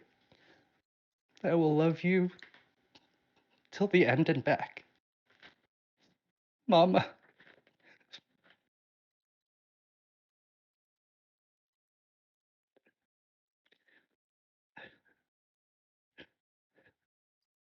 Through your Without tears, you. through your tears, you notice at the back of this cabinet, right where the cookbook was sitting, there seems to be a gap in the wall you didn't see before. He starts to kind of pry it open with You what he pry has. it open, it opens towards you, and you see it looks basically like a hole in the ground with a ladder descending into the dark, into a cellar. You go down. RJ heads down. He runs. You go down, and it looks like one of those old storm cellars that exist across the country here and there, but this one has that distinct smell that comes with books, that comes with sawdust and tools. You see on these stone walls that same symbol of a sword with the floral filigree all around is etched into the stone. And in the corner underneath, well, before I get to the corner, you see a bunch of different ancient and newer weapons collected in this cellar, held along one of the side walls in pristine organization. Along the wall behind you when you first come down are a myriad of books and journals, some with that you can see are handwritten, even from this distance, and others that aren't. And then there's a tunnel that seems to head out to a storm cellar door. And right before that tunnel, you see the distinct shape of a motorcycle underneath a dusty white tarp. Pulls the tarp off. You pull the tarp off, and your mother's motorcycle is yours to use if you wish, as is her haven, her workshop. What were you up to, Mom? And those are answers that we may have to get to next time, because that's where we're going to stop for the night. Now, Woo! on that wonder, first of all, Ross! round of a Oh my motherfucking God. applause Wow. for Ross's Yay! amazing performance there, because that got a lot of us into tears. Like, I know it doesn't look like it, but I'm like very Yeah. teary. Oh my God. And I Take knew your it was coming. Oscar. I knew. I've read it. I've read the letter. I knew sent it was. you the letter. Yeah, Ross I've read never it. fucking misses. You never No. miss. There's no missing here. It was great. Take your Oscar, please. Damn. Seriously. Oscar, All right. flowers, So everything. next year, Ross is going in for Crit Awards Best Performance. Juicy's gonna have some stiff competitions. Sounds like it's clipped. There's one versus Submitted in. many. So we're gonna do our end of session questions. Yeah. Did we Yeah. conclude the current mystery? No. Ah, Absolutely not. Not at all. Definitely not. Did we Maybe- save anyone from certain death or worse? Not No. yet. Not No. this time. Not Give it this time. But you didn't fail. Nobody did die, luckily. Yeah. Did we Yeah. learn I mean, we talked to something- dead people. Yeah, you Talked to did, but dead they're people. already dead. Yeah. True. Did we learn something new and important about the world? Yes. Yeah. Jordan Yes. exists in it. Jordan. A secret tunnel. Summer. There, Yeah. we Secret have secret tunnel. tunnels I and was sad okay, boys. Tunnel. Did the Haven start to exist before or after episode 1? I need to know because I did make a joke about a secret passage. We Yeah. all After. need to. It started Okay. after session Okay. Yeah. Yeah. I know Love it's it, like love that's a it. good idea. 1. Yes. And we went cool. And I went cool. Let's make it happen. Yes, Um, I love it so much. Last and very importantly, did we learn something new and important about at least one of the hunters? I mean, in I think character, I've we now heard. know that Melody can talk to ghosts. Bethany can Yeah, talk to ghosts. I don't know Bethany, if Melody Yeah, can. I no. know Bethany can. Bethany can. I am not sure. I think we Bethany already can. knew Howie was gay. But I I feel think that was beautiful, and then Yeah. Imani skin changing. Yep. Yeah, that's some little teasers. Some little We learned that teasers there. It's just a Amani sunburn. meditates and gets weird answers. Out of character, we learned I a thought lot of mermaid stuff. first, and now I'm Out of uncertain. character, we learned a lot. Yeah. So yeah, so we learned a lot of things. We're gonna be in for a lot of stuff coming up. I'm looking forward to next week. Once we end stream, I'll talk to all of you guys about things we'll add to next week or change things as needed. But before we get to that, in reverse order, Juicy, where can we find you? Who are you? And do your thing. Yeah, I'm Juicy Garland, Boston area drag queen and super nerd, and part of Tabletop Tailspinners. You can find me on the internet at Juicy Garland or at juicy.garland. Pick one, you'll find the other. I am in All Our Faults, which is a Monster Hearts 2 actual play podcast. I am in love with doing it. I'm also in, over the weekend, second part of a 2-part series of Mothership, which last week was so freaking fun to play. Please watch it. It's so good. I'm in too many things to just list here. So go to the internet, find me, and you'll find out what I'm doing next. Rosie. Forgot I was next. Hi. My name is Rosie. You can find me on every social media. I'm on at Rosie Tears. That's ROSATYRS, like Rosie and the little goat folk, and you smush them together and you get Rosie Tears. I am a cast member. I play Sage Xenius on Tabletop Tailspinners Network's new podcast, Magnificence. It is a dark fantasy D&D 5e campaign. Fun fact, we record about 6 months in advance, and I'm losing my mind over what you guys are going to hear in January already, and I can't talk about it, and I'm losing my mind. What else? I'm on Game Master Monday. I'm going to be on Game Master Monday in the future. I'll leave it at that. So go listen to Pantheon. That's the most recent episode I was on, and I was on Sherwood before that. Am I allowed to say that you? I don't know, Grant. Grant's not here. Listen to Sherwood. Grant's not here. Listen to Sherwood. I mean, he's Sherwood here. He's will in matter. the chat, but he's not here. Sherwood matters. Sherwood is important. You need to listen to Sherwood. Listen to Sherwood. Okay, apparently that's everybody's homework. Go listen to Sherwood. Ross, our wonderful performer tonight. I want to give you the props for that one because that was great. That was phenomenal. Thank you. I had to pull from similar places. So, anyways, hi. My name is Ross. I'm the GM and co-host and editor at Blades of Mayari. We are a Filipino-Canadian-led actual play podcast inspired by pre-colonial Filipino mythology. You can find us at Blades of Mayari. I actually recently just streamed on Twitch. We're going to do like maybe a weekly or every so often behind the scenes like edit with me thing. So that is cool. So you can find me on Twitch. And also, just so that we don't forget, vote for Juicy, vote for Game Master Monday, vote for Grant and Jenny, vote for us if you think we're cool, and go to the Crit Awards and just vote because the people who have been nominated and have not been nominated are amazing. They put in all this hard work and they deserve a little bit of love, a little bit of care, a little bit of light. So, yeah. And also donate. I think the donate links are still up. So yes, donation links are still up. I'll do. Oh my god! I can't believe we hit our goal. I'll do a final update at the very end. Taylor. Whoa, hey, I'm Taylor. Yeah, you can find me as Spunky Taylor on everything. So for Twitch, I'm Spunky Taylor Games. I will be part of another charity stream tomorrow.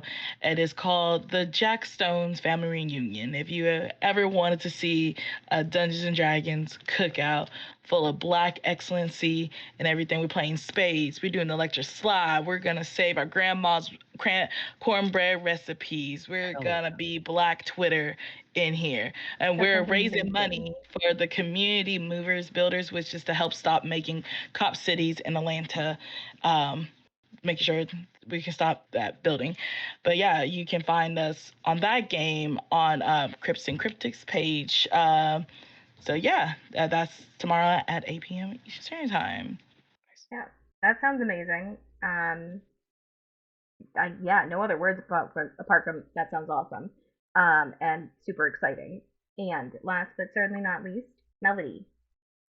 Hi, I'm Melody. Melody has cats on most socials. Again, I am the event coordinator for Game Master Monday, so definitely find us on Discord. We've got a fucking pride party starting on June 30th. That's a Sunday. It'll be from 1 p.m. to 9 p.m. EDT, sorry, Eastern Daylight Time, and you can play interactive games. We've got a movie going on. We're just going to have a lot of gay fun all day. And it will be a blast. Definitely join the Pride Party on the 30th. And Awesome. that's it. Did you share your socials? Or did I miss that? Yes, Melody has Okay. cats. Yes, sorry. I just want to make sure. No worries. And my name is Lex. My pronoun, I'm sorry, you already know my pronouns. They're they, she. It's all good. I'm tired. You can find me on social media at Lex Get Pizza, basically anywhere. I am primarily on Game Master Monday and on Tabletop Tailspinner Network right now, but I kind of go where I please and hang out with cool people and just come along for the ride. And of course, you can also see me and everyone else here next week again on Wednesday for the continuation of this mystery and see if they can stop whatever the fuck is happening from happening to this camp. We'll see. Exploding bears? The fuck? Maybe 3 whole things happening at least. Yeah, there's a lot of things. There's a lot of things. And then just to finish us off, it looks like we raised $125 for the Marsha P. Johnson Institute, which yeah. is Nice one. wonderful, Thank you, everyone. amazing. Thank you so much, Amazing. everybody. Thank you. Thank you to everyone who donated. Thank you to everybody who came out and watched and supported, no matter who you are or if you could or could not donate. You coming out and supporting us helps us to support foundations like this that are doing amazing, wonderful things for communities that not only need it but deserve it. And have a wonderful Juneteenth. What remains of it, that is. And we'll see you all next week, okay? JFK, the final goat girl, loves you specifically. Yes. And when in doubt, if you're worried about your actions, remember that JFK, the goat, would support you. Oh, God. Yes. Alrighty. Bye. Bye. Give me 1 second.